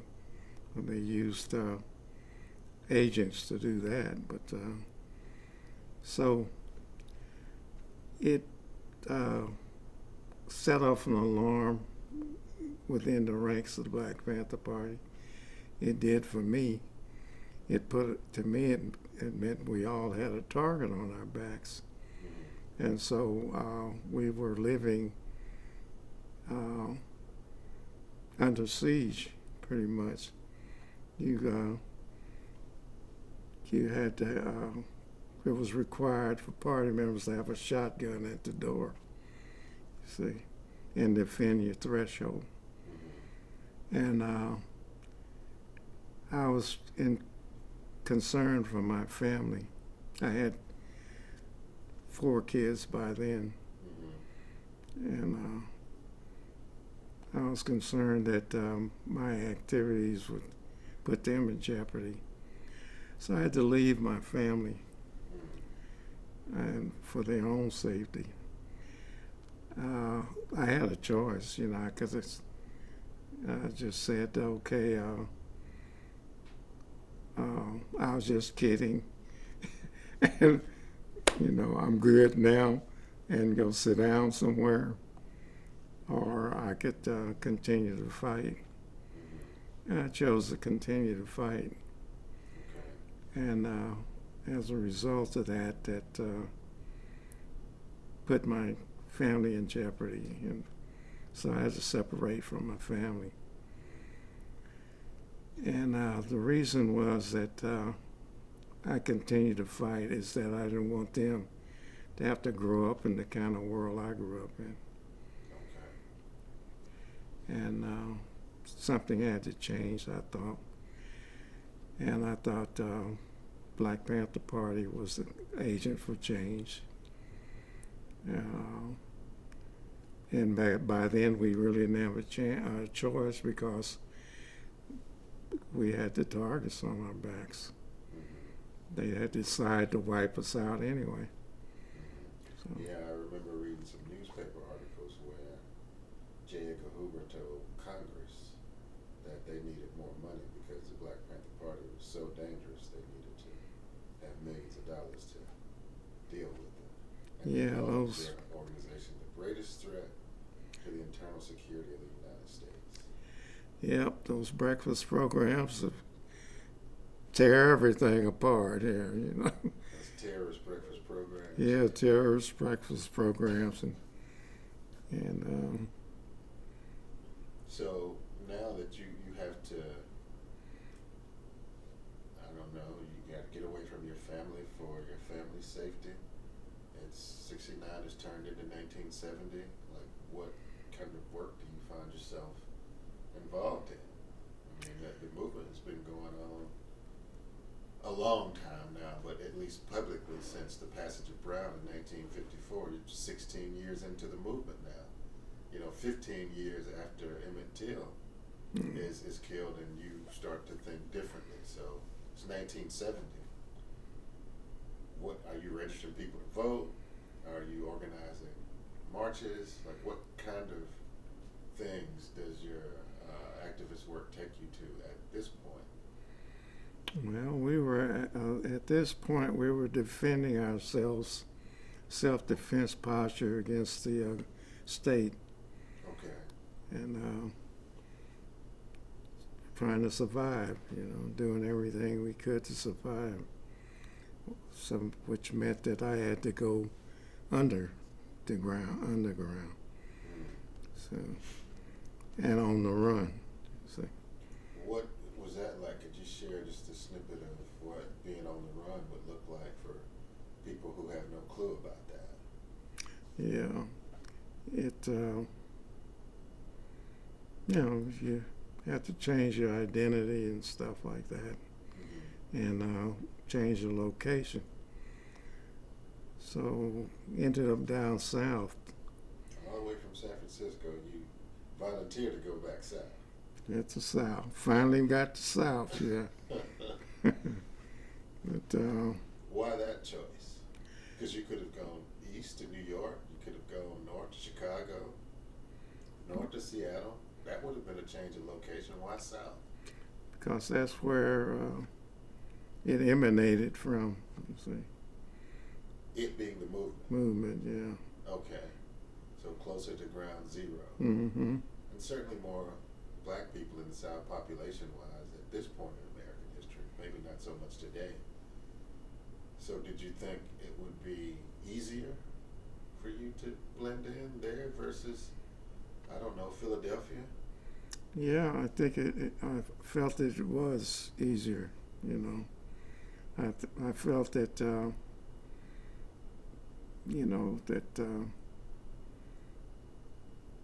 the inner cities were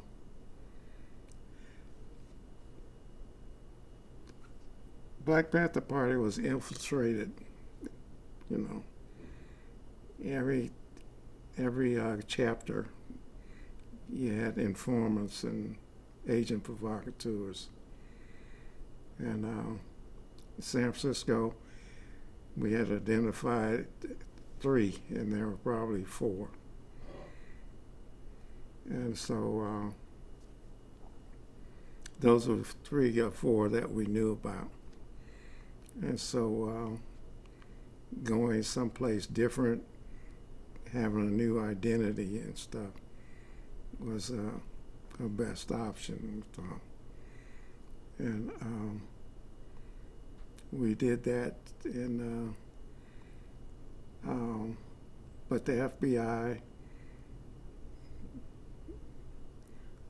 always seemed to be a step ahead of us. Mm-hmm. What do you mean by that?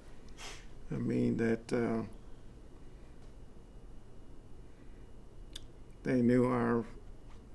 they seemed to know our movements,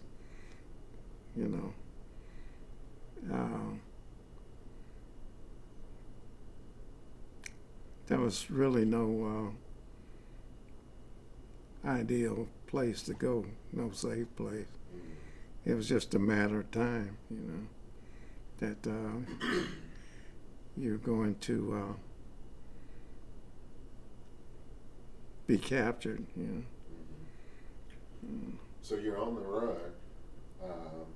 you're hiding, you're down. Are you going to work every day? How do you eat? How do you buy clothes and food? We robbed banks. Oh, okay.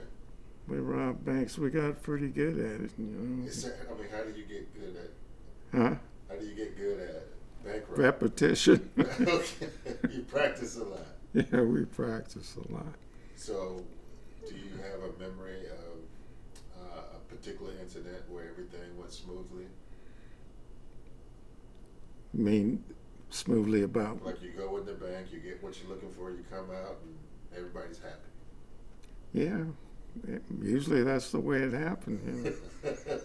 We weren't getting caught. That's why we kept robbing banks. Okay. And in the South, it was easier than that because there weren't many black people robbing banks in the South. Okay, so they didn't expect you. They didn't suspect us at that time, Okay. and they weren't prepared for that at that time. Okay. And you say we? Are we talking 2 or 3 people, 5 or 10? Like who's we? Yeah, more than More than two, you know. Okay. Less than 10, you know. More than 2 and less than 2. Yeah. Okay. That's good enough. Yeah. We, no, I don't know. We would rob banks and get enough money to carry us for a while, you know, and then go rob another one, you know. Okay. And that's how we survived down there. Now, it seems like to me like you'd need, weaponry to do this. Yeah, we have. Are the banks getting shot up, or is it completely nonviolent? Like, tell us how one of these. Only one time, and I wasn't even part of that one, but one time I think a shot was fired, and no one was shot, but a shot was fired. You know, no one was.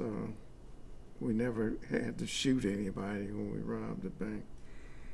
How do you get people to agree to give you what I'm assuming is thousands of dollars? Now you have a shotgun, you have a gun. People cooperate with you. Okay, it's not a lot of debate. Yeah, and it just the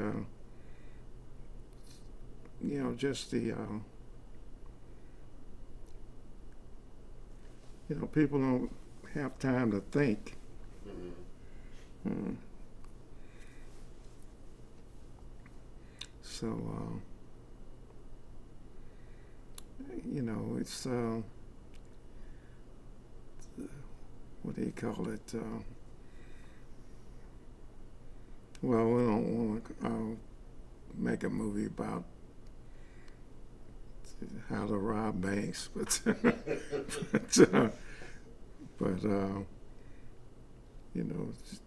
this is what we did to survive. Okay. And it's pretty effective. and that's how I got caught. Really, I got caught after we robbed the bank. Afterwards, I got captured. When and where was this? Lithia Springs in Georgia, Is that close to Atlanta? just outside of Atlanta. Yeah. Tell us what happened with that incident. Yeah, we robbed the bank and we got the money and went to a pickup point. Took the bank manager's car, went to the pickup point, and no pickup. So, and that's how we got caught. Because the person who was supposed to pick you up wasn't there? Wasn't there. Oh, that would make it hard to get away. Yeah.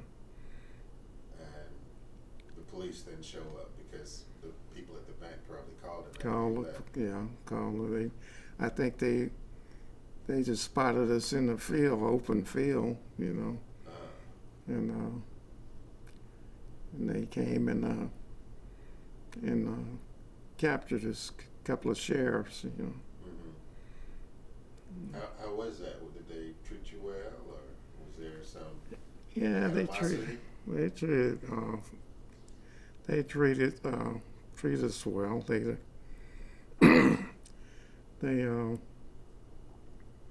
I was arrested on a John Doe because I wouldn't give them my name or anything,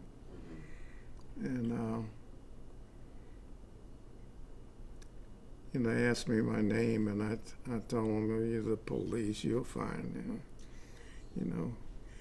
and sure enough, the FBI helped them with my name and all of that. And they came back that evening and told me my name, and I said, "Well, good work." And of course, the FBI had made sure they knew all the worst stories about us that they could come up with. That they had concocted these stories that we were running around the country killing police, and with the Black Liberation Army and all of that, and that we were a danger to, that the Black Liberation Army was going to come and break us out of jail.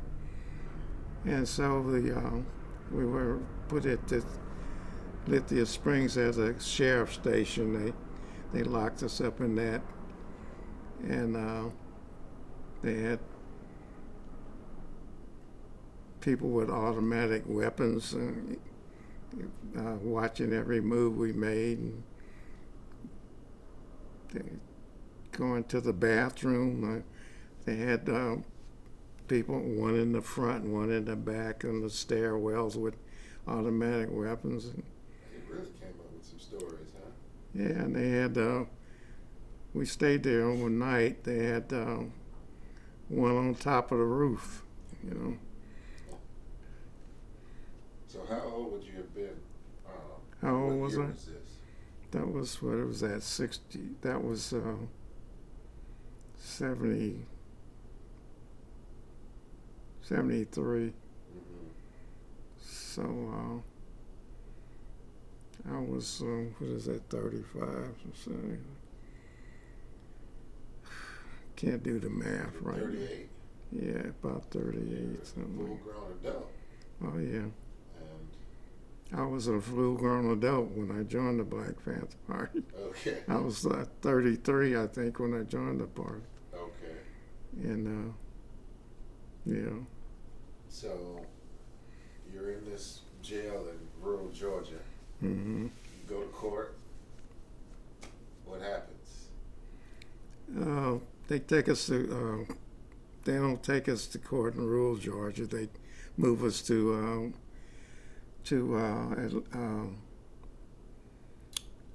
Cobb County? huh? Is it Cobb County? No, not Cobb County. What's the name of the county? Fulton County. Fulton County. They moved us to Fulton County, or they moved me to Fulton County, and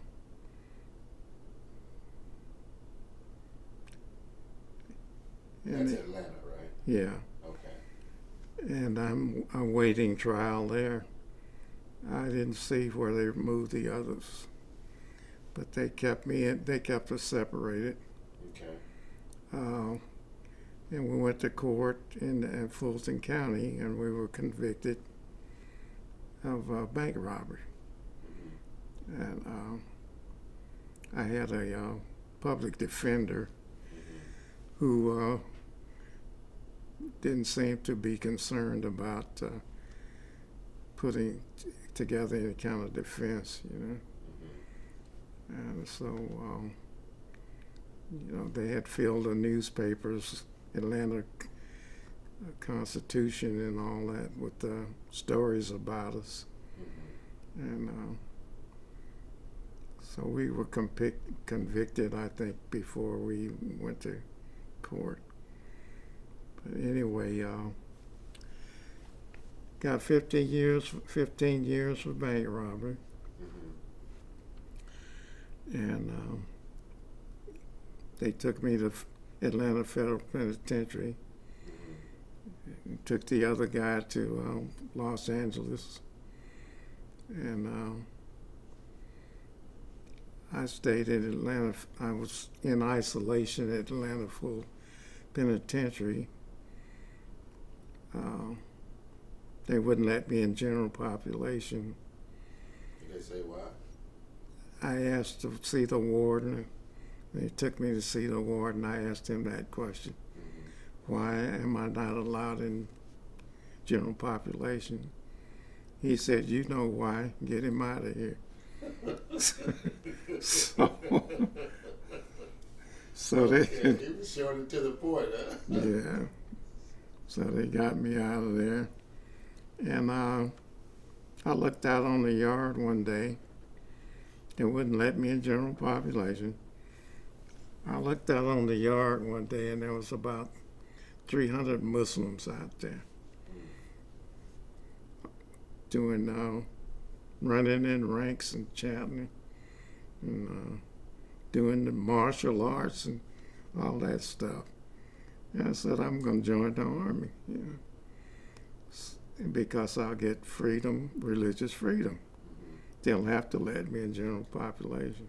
Okay. And I did, and that's worked. So you joined the Nation of Islam. Nation of to Islam. Get out of isolation. Yes. Okay. And partly because of that, and partly because I had seen Malcolm Okay. in '61, Right. you know. And That kind of made sense to you. yeah, So how long are you in Atlanta? probably, I don't know, probably about 6 months or so. And they were supposed to transfer me to McNeil Island Federal Penitentiary. It's up off the coast of Seattle, right? Right, Puget Sound. Mm-hmm. It's an island up there in Puget Sound. And they did transfer me eventually, but they took 3 months to do it. They dropped me off at every federal penitentiary from Atlanta to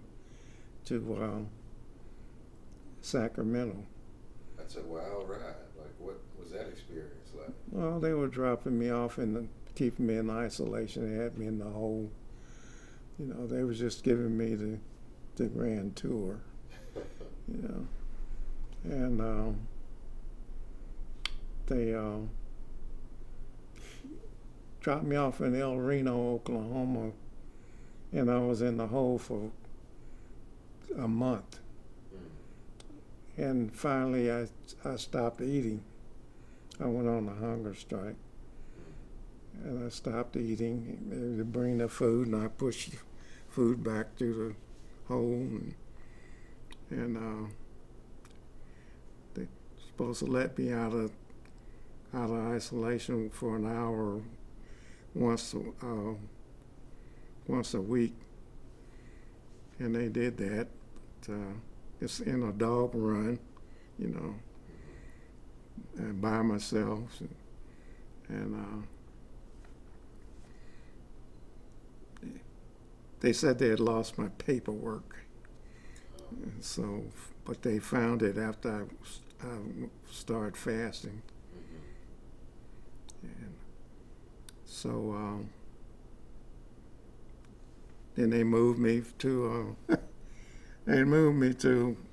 Lompoc here in California. Mm-hmm. Is that a federal prison? Mm-hmm. It was one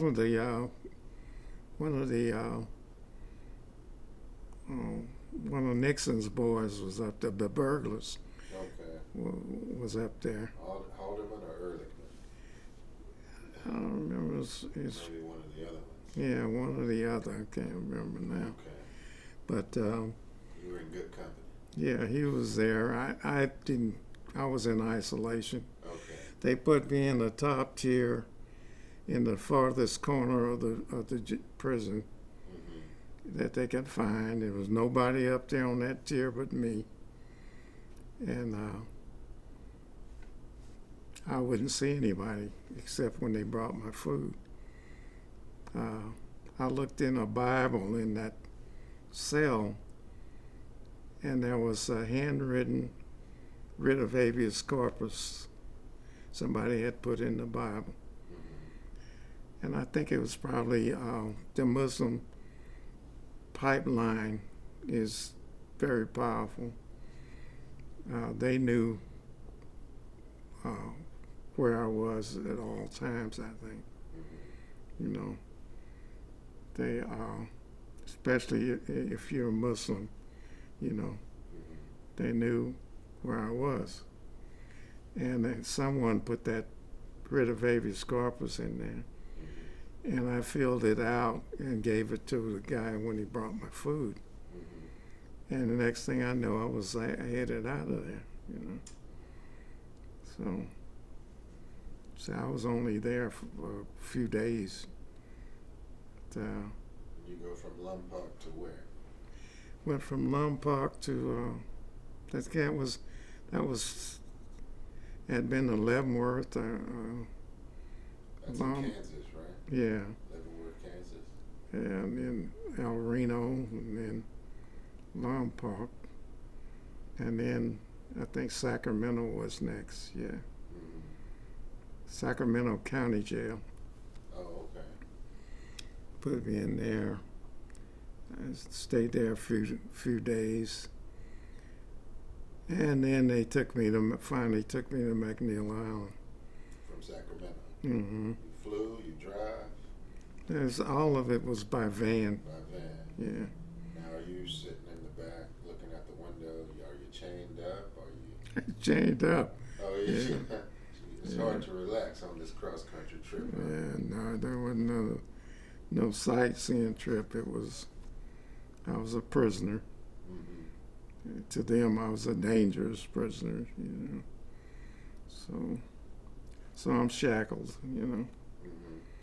And got to McNeil Island, and the Muslims met me at the front door, and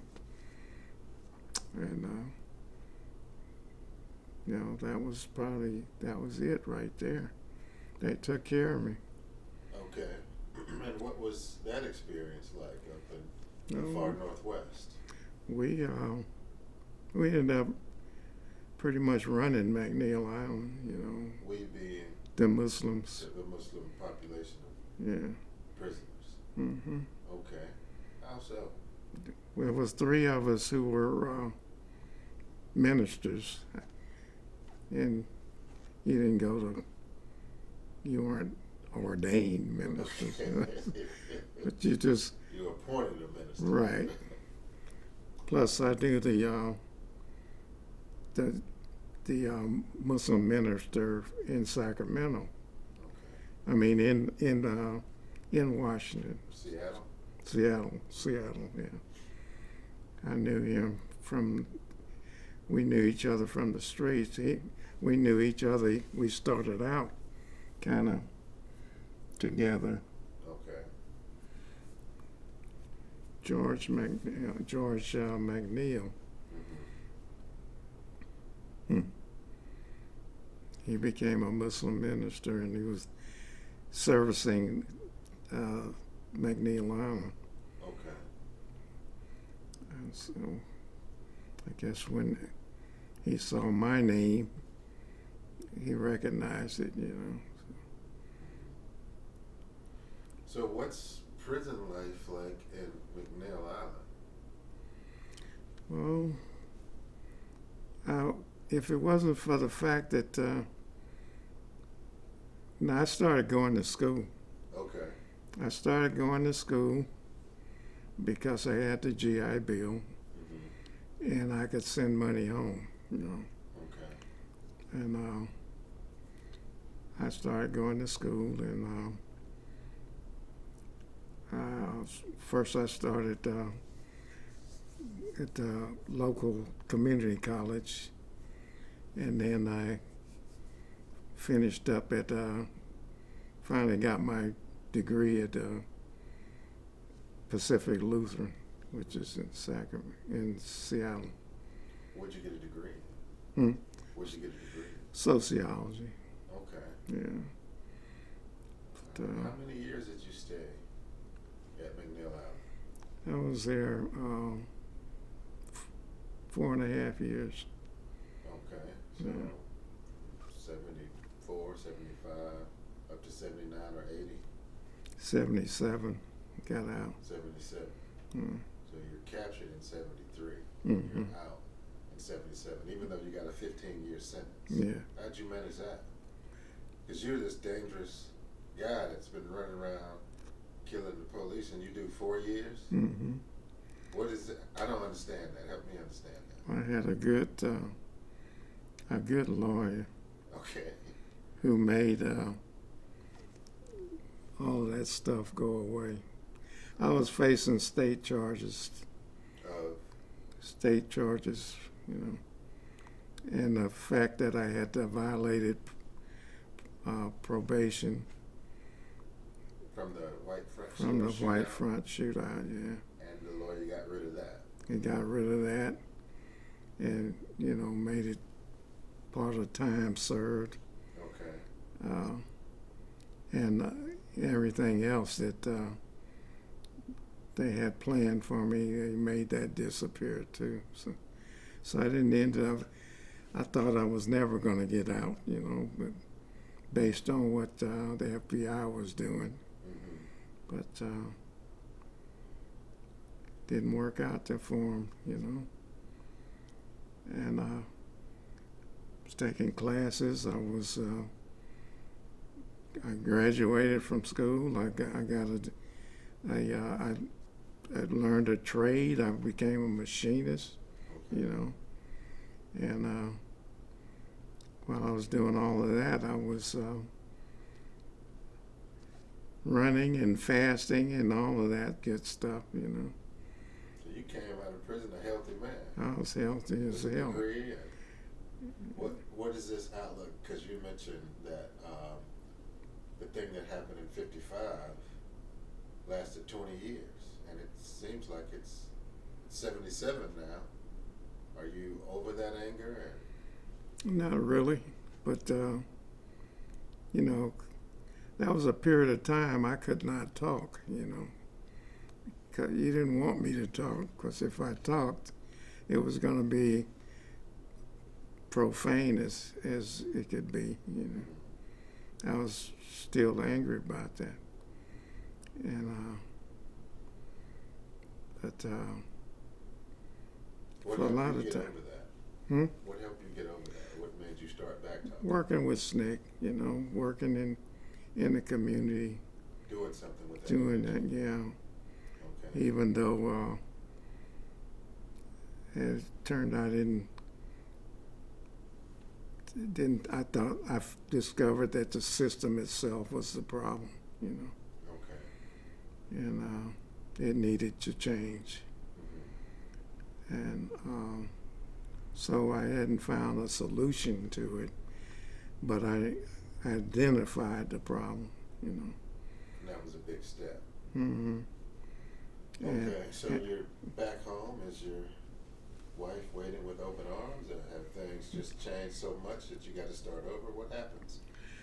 No, we got divorced while I was at McNeil Island. Okay, that was too much for her.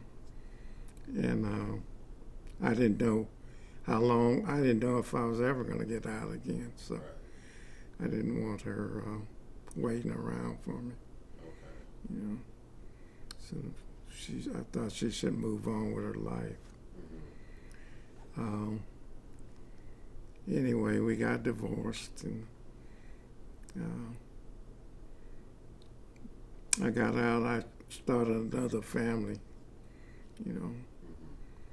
and got married. And I got out in '77. I got married in '78. That was quick. Well, I knew the person. Oh, okay. So, and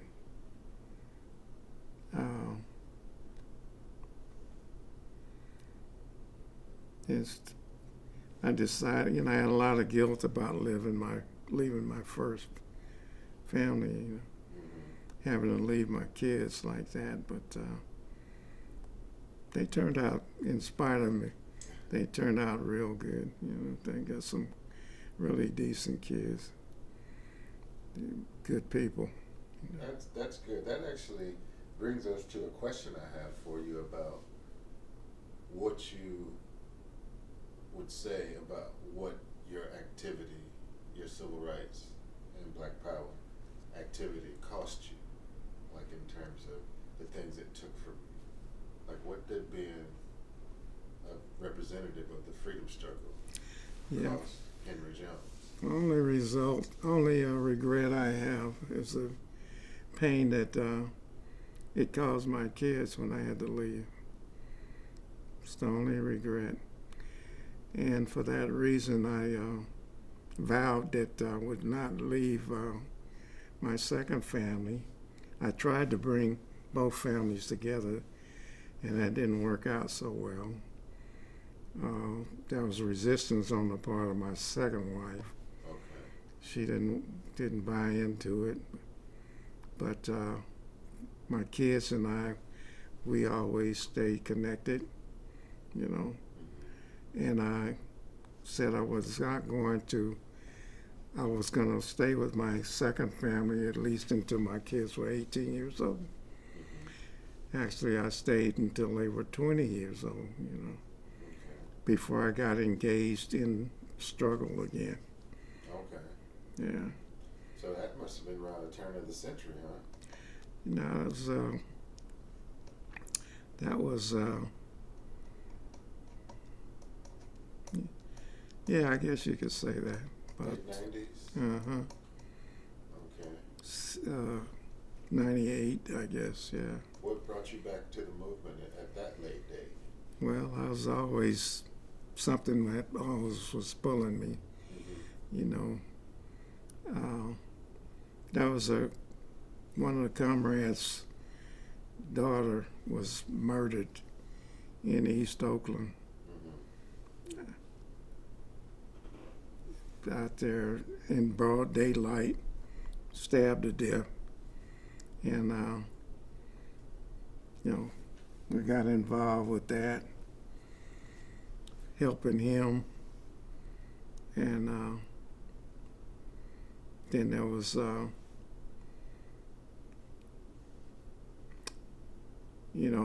field marshal needed some help. He got into a jam and needed some support. And I started dealing with that. The field marshal? Mm-hmm. Who's that? Donald Cox. He's a field marshal of what? Black Panther Party. What would he need help with in 1998? Isn't the party over? No, he was in exile Okay, where at? in France. All right, and he reaches out, and Yeah, he reached out and he needed some help. okay. He had gone to Brazil Mm-hmm. and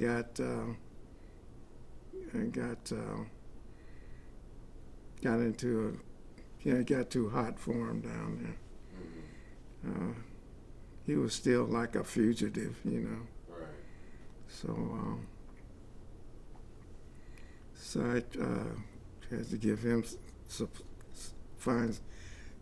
get together some support for him, Okay. and that was kind of things that was crop up from time to time. But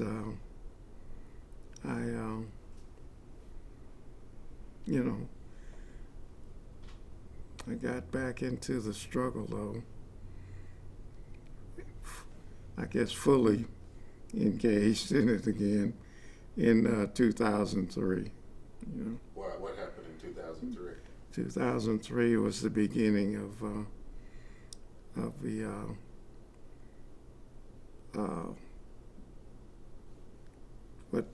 became the San Francisco 8 case.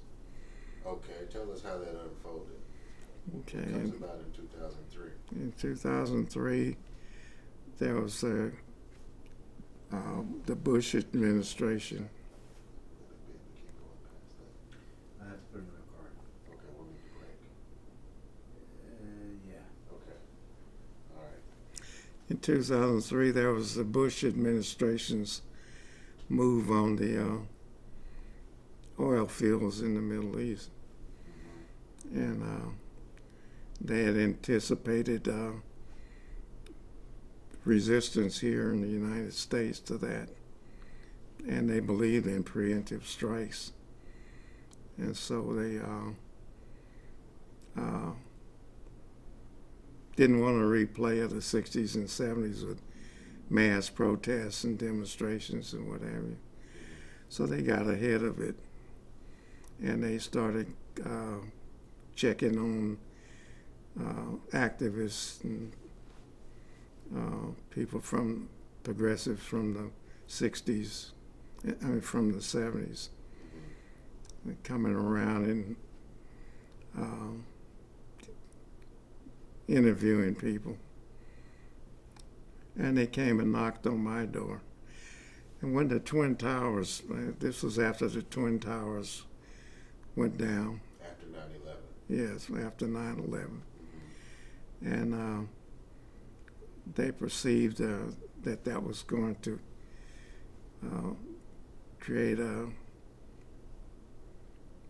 some kind of resistance here in the United States. And so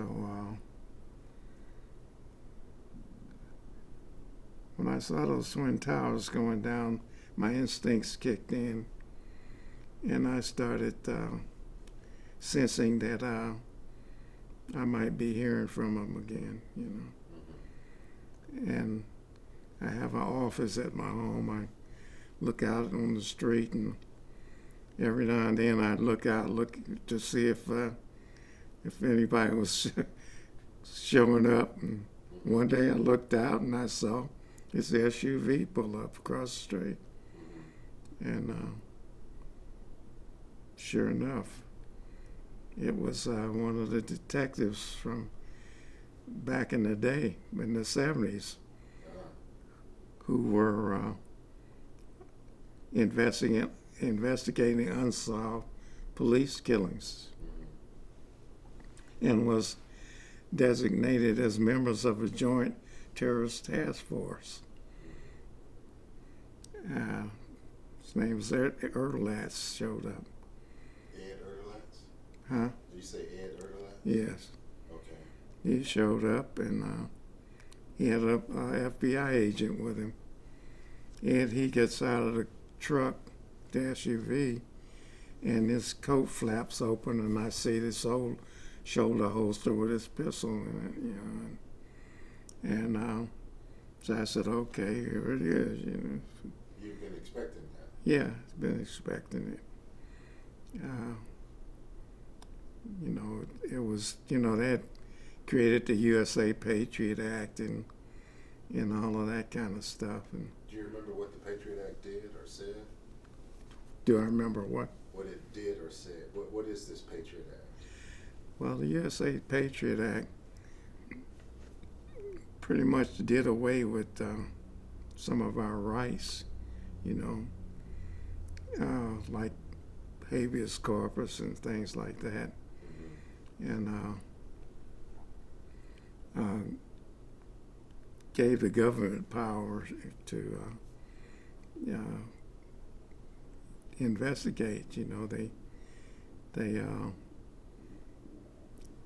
like I say, they created this joint terrorist task force, and this was all preemptive stuff. You see, they were trying to prevent something, and they assumed that there would be an uprising here. So they were getting out in front of it, and sure enough, they came in and knocked on my door, rang the doorbell on me, and I answered the door and let them in, because I wanted to know what they were looking for. And they came in and they asked me if I knew any white people. And that was the first word out of his mouth, I said, yeah, I know a few, I live here in the United States. I knew a few. So, and then they started asking me about specific white people, like the Weather Underground and people like that. And then they started asking me about the Black Panther Party and members of the Black Panther Party and stuff like that. And he offered to help me with, if I needed it, he can make all of that go away if I just cooperate with him, Make what go away? All of the problems they were going to stir up for us. Oh. So. And what kind of help did he need from you? He wanted me to probably be an informant or something, How did that sit with you? How did it what? How did that sit with you? Not good. Not at all. Okay, yeah. You had to decline his offer? I had to decline his offer. And then I asked him to leave told them I was going to get legal representation. And the next time they came, they needed some legal documents. You know? Mm-hmm. And that was in 2003. In 2005, they came back with subpoenas. Oh. Yeah. Well, we want to hear that in detail Okay. about showing up with these subpoenas in 2005, but right now, Mhm. the videographer has to change his SD card. Okay. So we're going to take a quick break, let him do that, Okay. and wrap it up with the post 2005. Okay. You still got time? Yeah. Okay. Is that okay? Yeah. You gonna cut? Okay. All right. So it's roll 7, Henry Jones, and this is the third clip. All right. Unsung Heroes of the Civil Rights Movement, Henry Jones. Okay.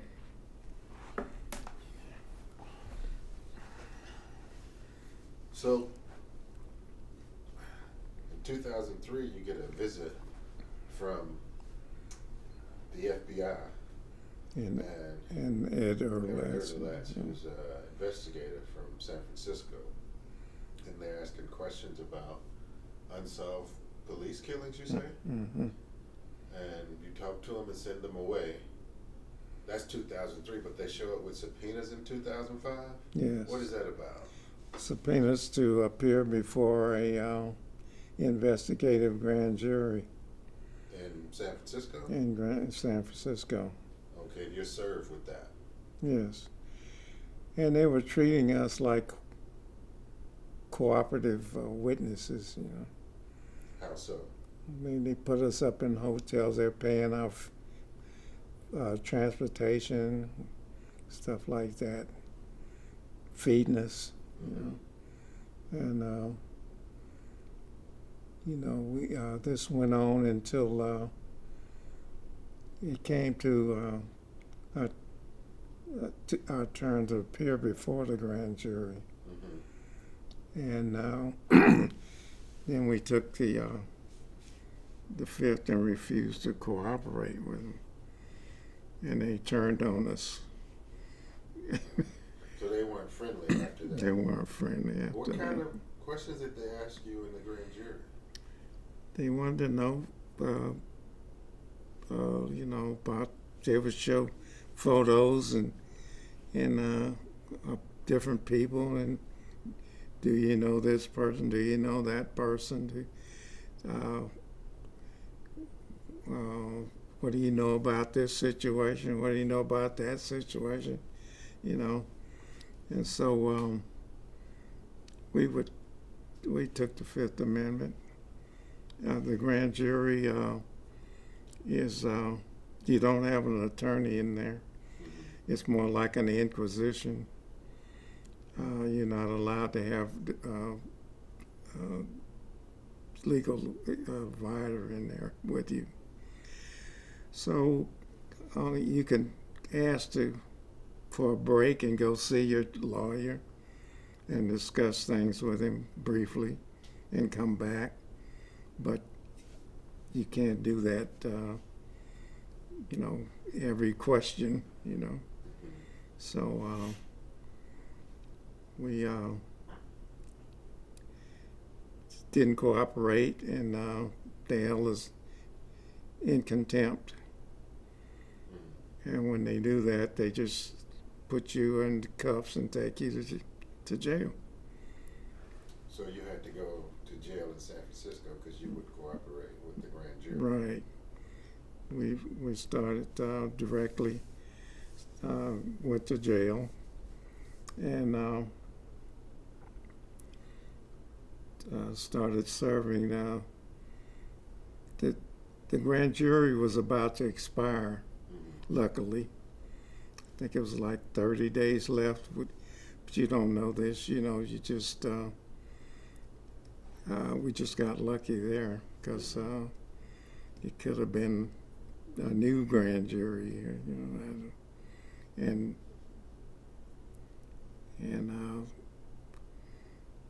I forgot how long they sit, but I know federal grand juries sit for about 12 months or something like that.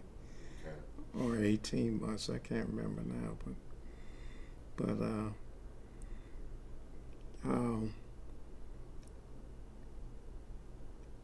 anyway, before they took me to this grand jury, they tried to. They took me before a federal magistrate, and they tried to bring charges on me, conspiracy charges, and try me as a retroactively as a domestic terrorist. Oh. So what year would that have been in? That would have been in '71. No. When they tried you as a domestic terrorist. Oh, that was 50. That was 50. 55. 2003. Yeah. Yeah, they were trying to.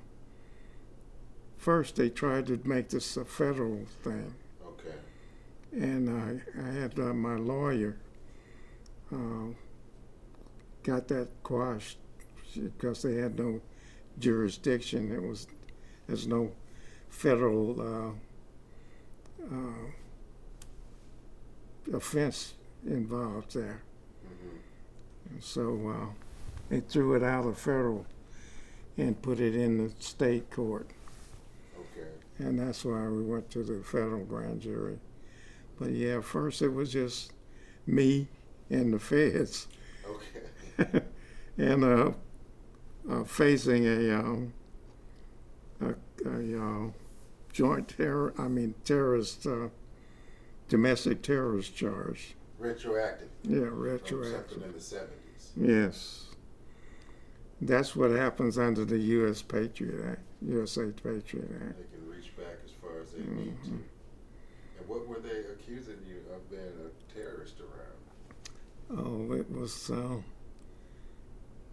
reign of terror, 5-year reign of terror, they said. This was there. That involved a police killing, bombings, robberies, and stuff like that. And so, that got thrown out of federal court. I mean, they wouldn't entertain it at all. Okay. And so then we got shifted over to the state, and we were being prosecuted by the state attorney general, which is Jerry Brown.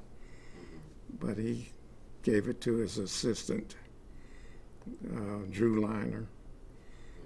And he was leading the charge on that one. Okay. Assistant DA David Drew Liner. You're right. He came out of San Francisco, out of Sacramento, to come and prosecute this case in Right. San Francisco. Yeah. What about all the lawyers and the DAs in San Francisco? Why aren't they? They wouldn't touch the case because they had a history. They knew the history of the case.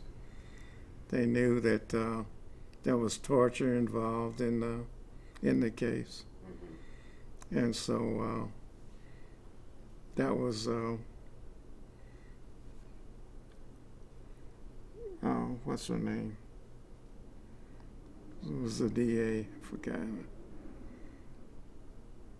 Kamala Harris? Kamala Harris, right. That's right. Kamala Harris was the DA. The now Vice President was Yes. asked to prosecute you for a crime that you allegedly committed in 1971. Yes. And what happened? She, it had been dismissed. It was, and I think, what was it,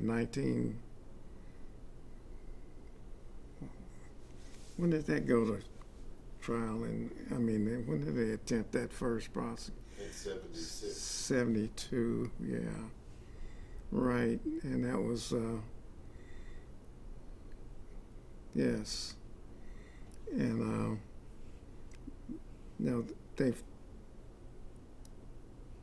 they realized that there were people had made statements under duress, Okay. torture statements. So they didn't want anything to do with that. Right. They didn't want anything to do with that. But these people in 2005, they, under the new U.S. Patriot Act, they tried to redefine what torture was Okay. as enhanced interrogation and not torture. Okay. Enhanced interrogation. Right. And so they were trying to get convictions under the new standards. So you refuse to cooperate with the grand jury. You go to jail. You get out. It's 2006. You go back to just living your life. Like I got out in 2005. The grand jury expired about a month okay. after we were locked So you up. got out. It's 2005. What do you do? Went around the country and started telling our story.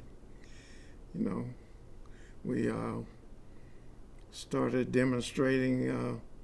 We talked about COINTELPRO. We started demonstrating the torture techniques that were used on 3 of the brothers in the case, involved in the case. We had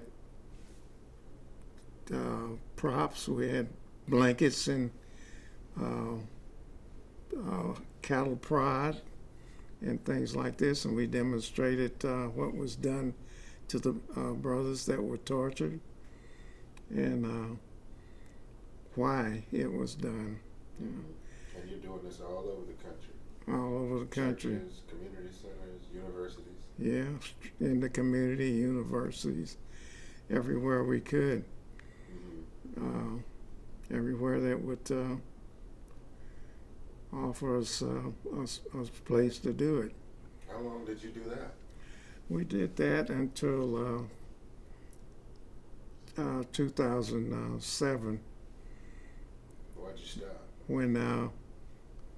when Freedom Archives created a film, 28-minute film about the San Francisco 8 case, Okay. Legacy of Torture, Okay. it was called. And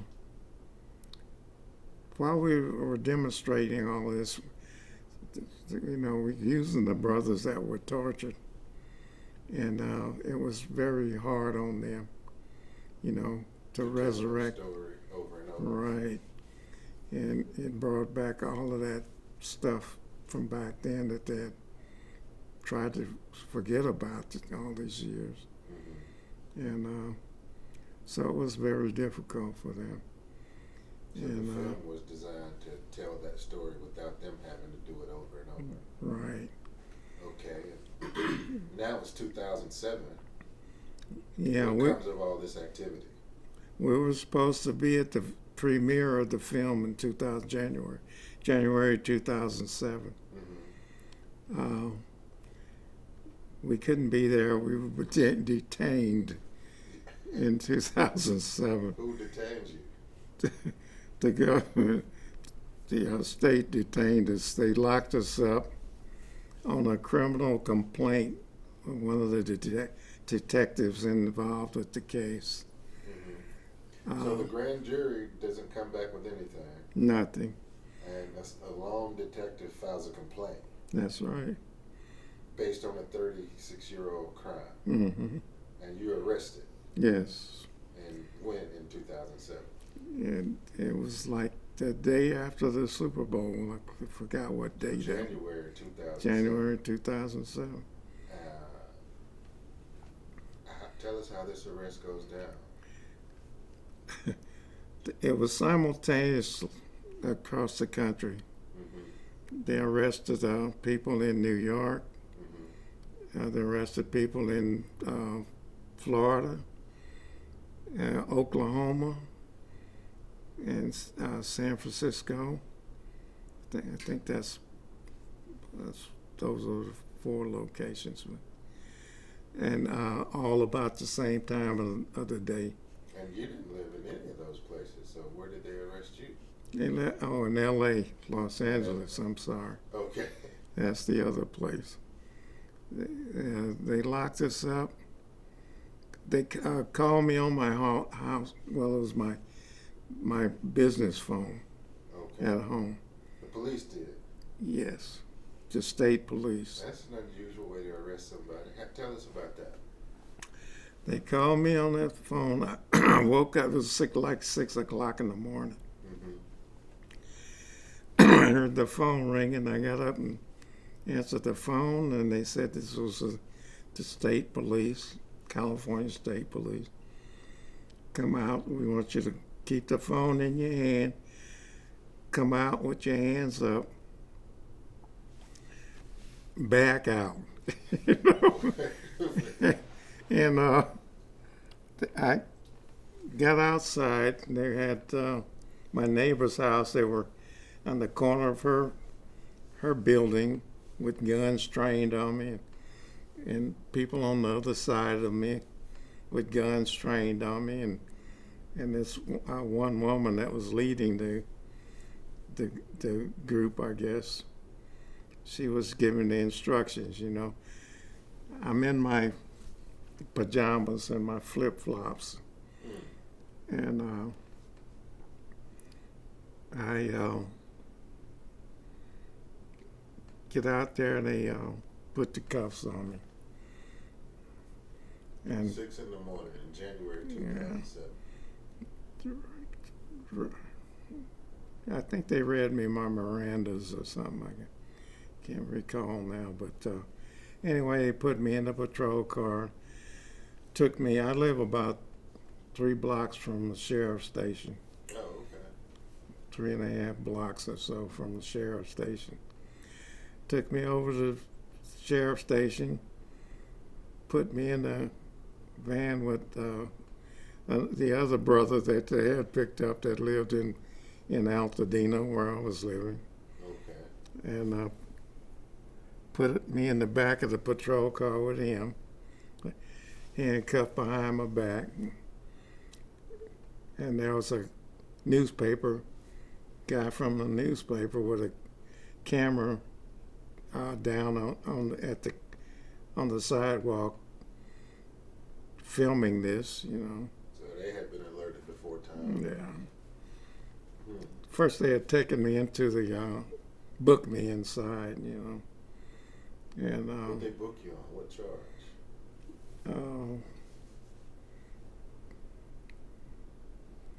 Did they tell me the charge then?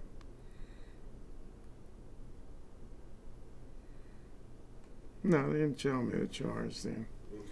Okay. But They- you They whisked booked off in this car to where? down to the county jail, LA County Jail, Oh. downtown, Mm-hmm. and they took us both down there and locked us up. We were going to be transferred to San Francisco, Okay. to the county jail in San Francisco. So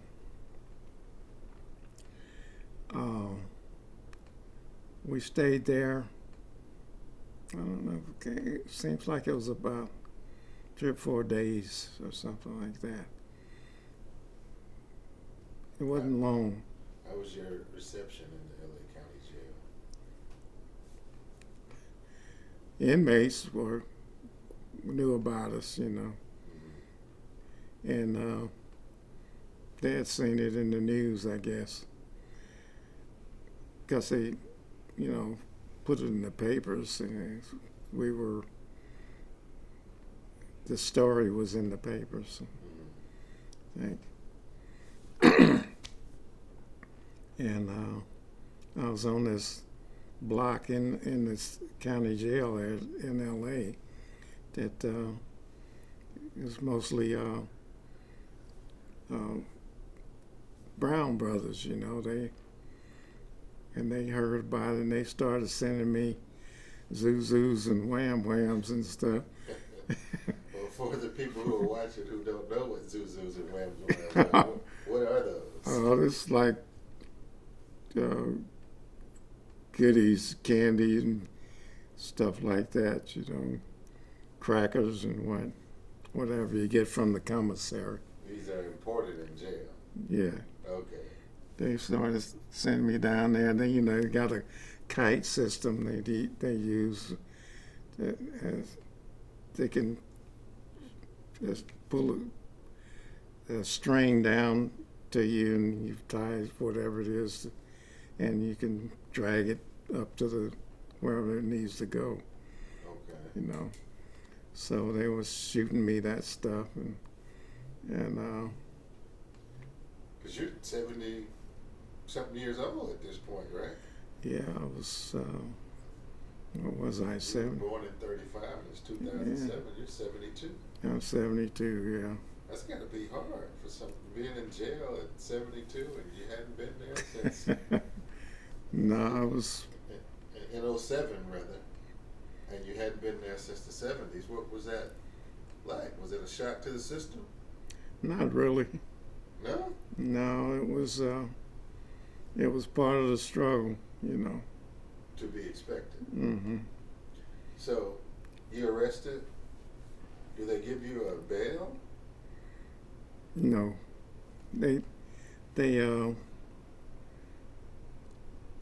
started out with $10 million bail on me, $10 million. and then I think it was ridiculous even to them, and they brought it down to $5 million, and then That's not much better. that was supposed to be better. Okay. And then the judge, he leveled everybody's bail off at $3 million, and I didn't happen to have $3 million laying around, so we had to stay in prison in county jail until we made bail. How long did that take? Well, 9 months for me, Uh, and most of us stayed in about 9 months. You know. so you had family members, friends. How did you come up with a $3 million bail? At 70 two years two white women I never met before in my life put up their homes.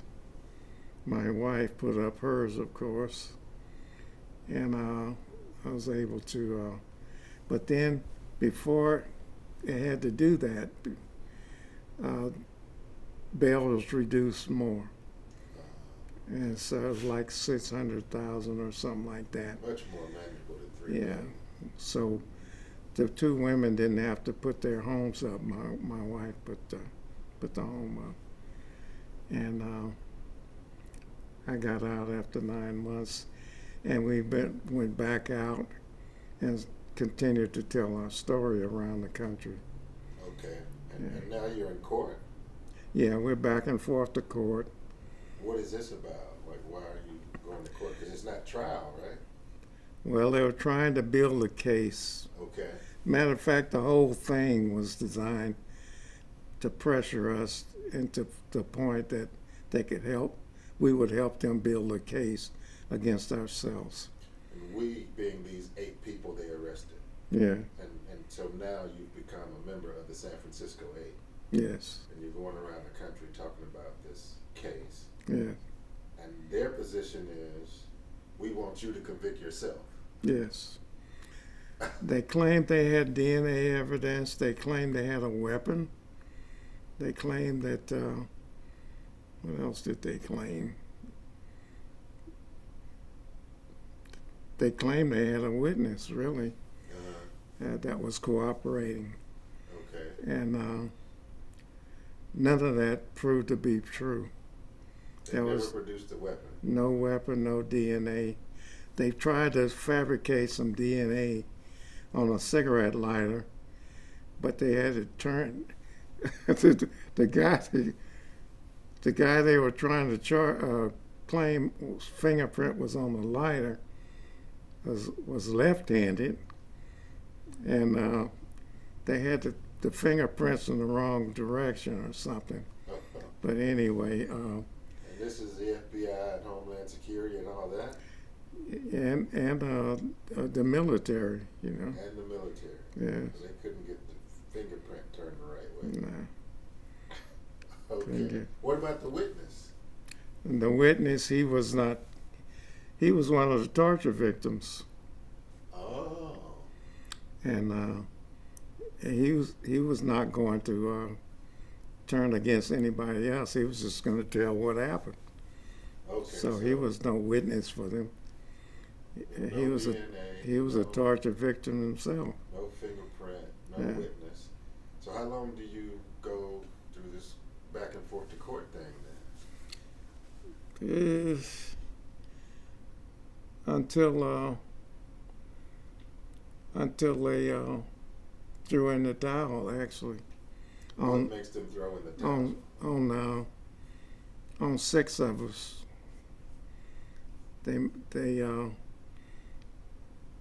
finally were unable to produce any evidence. Okay. And this is over what period of time? The arrest is in 2007. That How was long does this go? in 2009.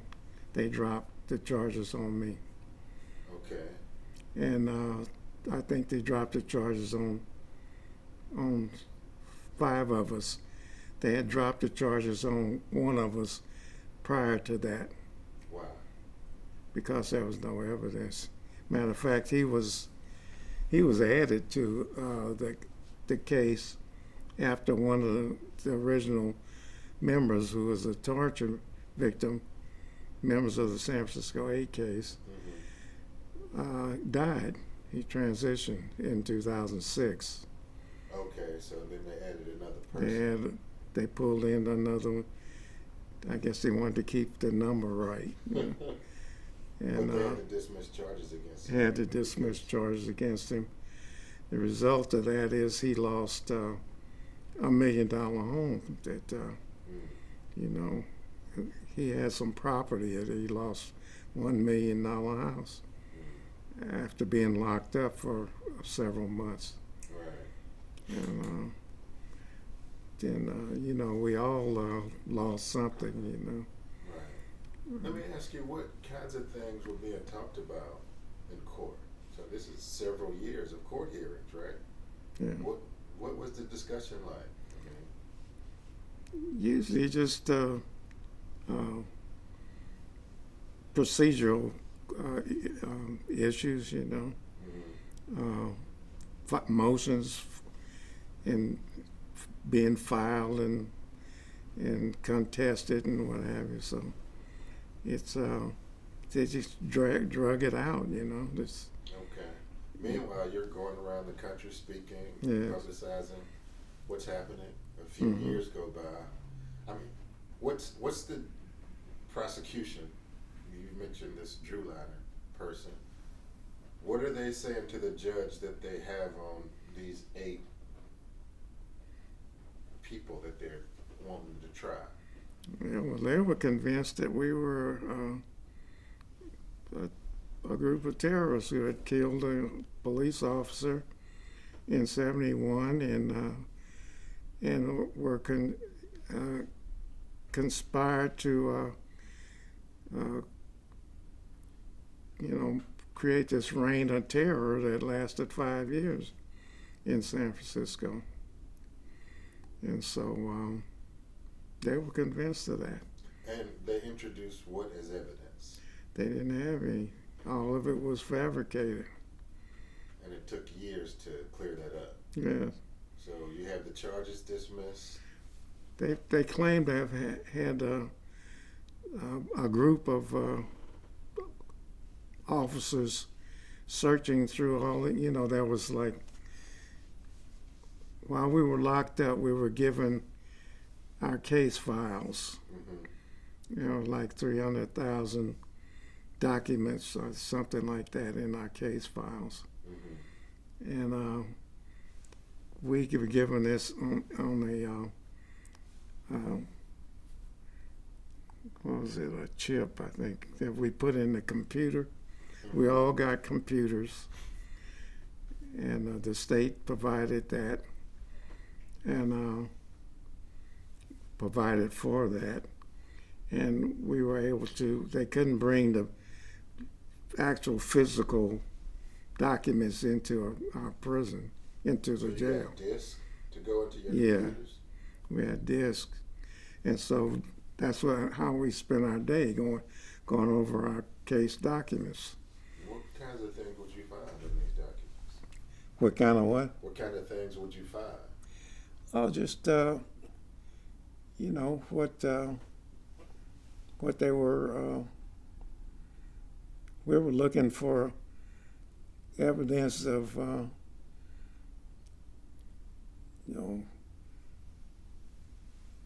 what they had been doing. When as far as the case was concerned. We discovered that they had been surveilling us for several years, all the way back to 68. We were under surveillance, and there were informants that that you recognize that this information came from, in those documents, and things like that. You discovered that, and they got my entire history in there, from the Marine Corps on back, So,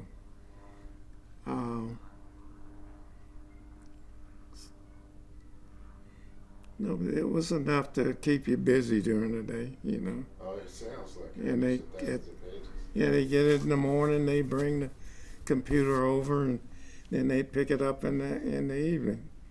You didn't get to keep it, and you couldn't do anything but your files. You couldn't play games on the computer. No, couldn't play games, couldn't text your friends, and none of that stuff. But So you have this situation that must be really scary.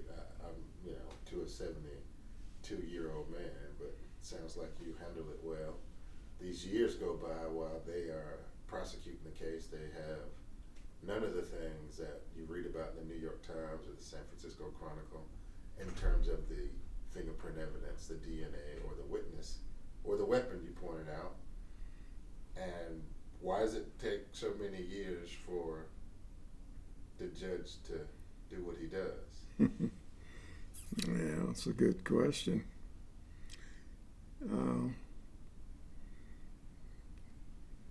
Once the guy said that wheels of justice grind slowly, wheels of injustice grind slowly too, So it's just I think they get paid, Okay. So the longer they work, the more the more they make, right? Except they weren't getting any closer to a conviction. Yeah. Or even trial, because No. you're saying these are hearings, right? Yep. No preliminary trial, and certainly no court trial. Yep. Everybody's getting paid, For years. Mm-hmm. I think I read somewhere that the state of California and the Department of Homeland Security spent $10.7 million trying to prosecute this case. 10 point. $10.7 million. Yeah, I know that. I think San Francisco was on the hook for about $5 million. Mm-hmm. Yeah. For some old men who apparently were terrorists. Yeah. So you get these charges dismissed. I imagine that's a huge sigh of relief, not just for you, but your wife and children, the rest of the people you are connected with in terms of your defendants of San Francisco 8. What was the community response to this situation? Oh, we had a big celebration. Yeah. We had a big celebration. I just ran across some photos of that recently. Mm-hmm. It was a people's victory, Okay, in what sense? in the sense that we had garnered a lot of support around the country, Okay. and not just in San Francisco, but all across the country. People had rallied around us. We knew, as veterans of the struggle, that we had to take a stand. Mm-hmm. because if we didn't, then they would roll on everybody, you see. Because they had the animal rights people, the Earth First people, they were all under investigation. Mm-hmm. And they were getting ready to move on. The progressive movement itself, you see. Mm-hmm. So we had to take a stand. And we tried to do that. Mm-hmm. And, you know, people recognized that and they rallied around us. Mm-hmm. So we tried to demonstrate what the response should be, you know, Okay. to the government attempt at repression like that, you know. Okay. Well, as we wrap this up, can you share with us? I mean, you talked about Emmett Till as a catalyst for the changing in your thinking, but can you talk just a little bit about why you're such a committed activist? Like, in addition to that, there must be some other motivating factors that led you to be so committed. Because a lot of people serve in SNCC, the Panthers, NAACP, 2 or 3 years, and then they go on with their lives. But you've been an activist for decades. Tell us what the motivation is for such a long history of activism. Well,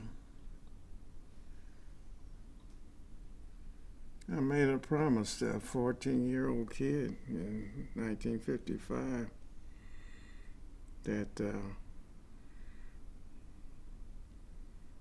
you know, I was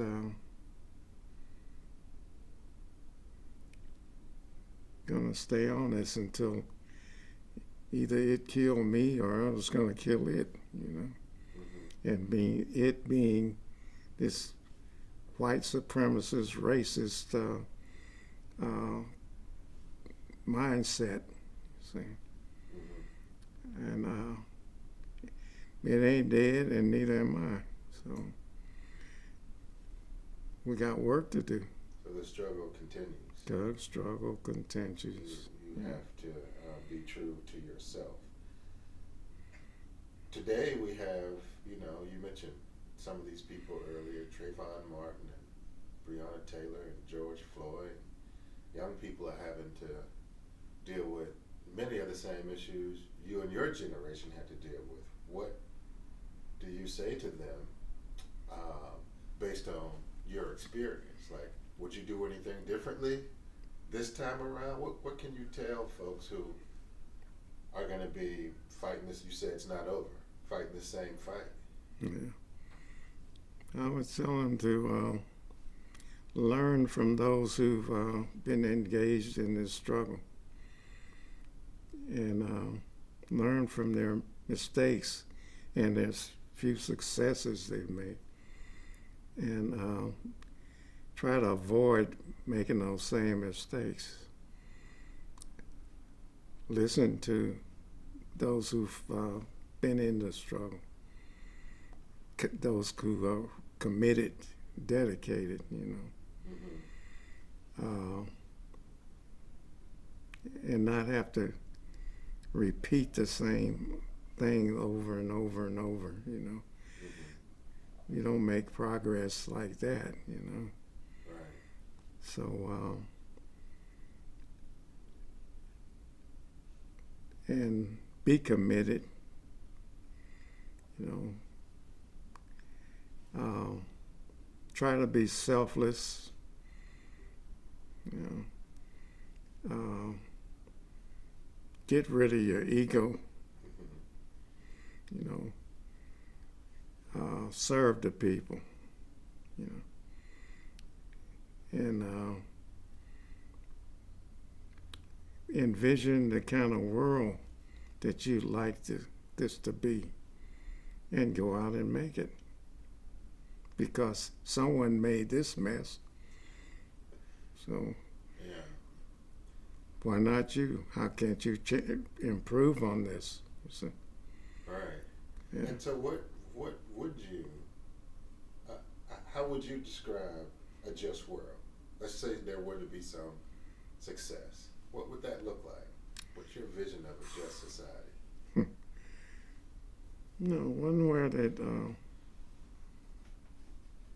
you know, I was at City College in San Francisco. I took this throwaway course. Mm-hmm. One unit it was. It was about, it's kind of like a playground director course or something. But I remember what I came out of that was that to remember the worth and dignity of every man, everyone. Always remember the worth and dignity of everyone. And honor that, you know. Mm-hmm.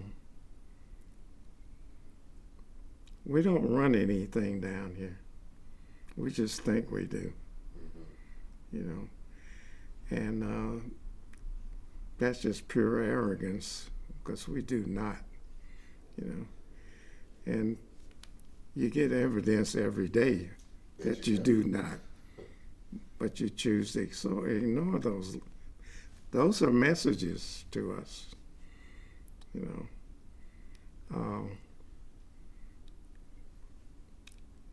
So believe in something greater than yourself, you know, because there's definitely something greater than you. Okay. You know. Very good. Well, a lot of times when we have situations like this where you've been asked a lot of questions, the appropriate question sometimes goes unasked. So as we wrap up, was there anything I didn't ask you or that you'd like to share with our viewing audience that perhaps did not come up? No, I think I'd just like to say that what we're doing here, I wish my parents had been able to do for me, you know. Mm-hmm. I can only guess at what they went through, you know. I had to put up with or endure, you know. Mm-hmm. And I know you're raised by your parents.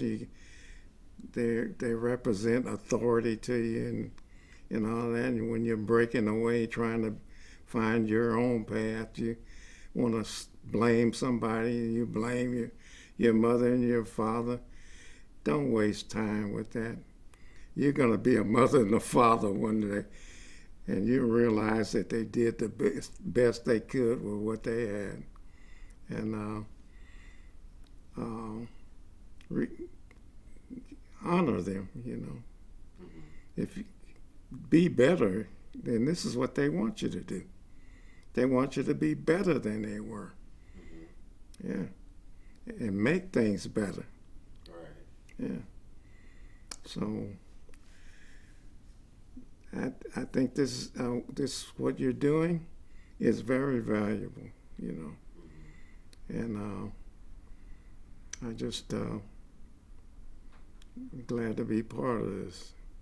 Well, we appreciate you and your time, especially your story, and this will go up on the web at some point, and people in Ukraine and Yugoslavia and Brazil and Jamaica, and, Jackson, Mississippi, going to be able to learn from it and use it. So thank you very much. We really appreciate it.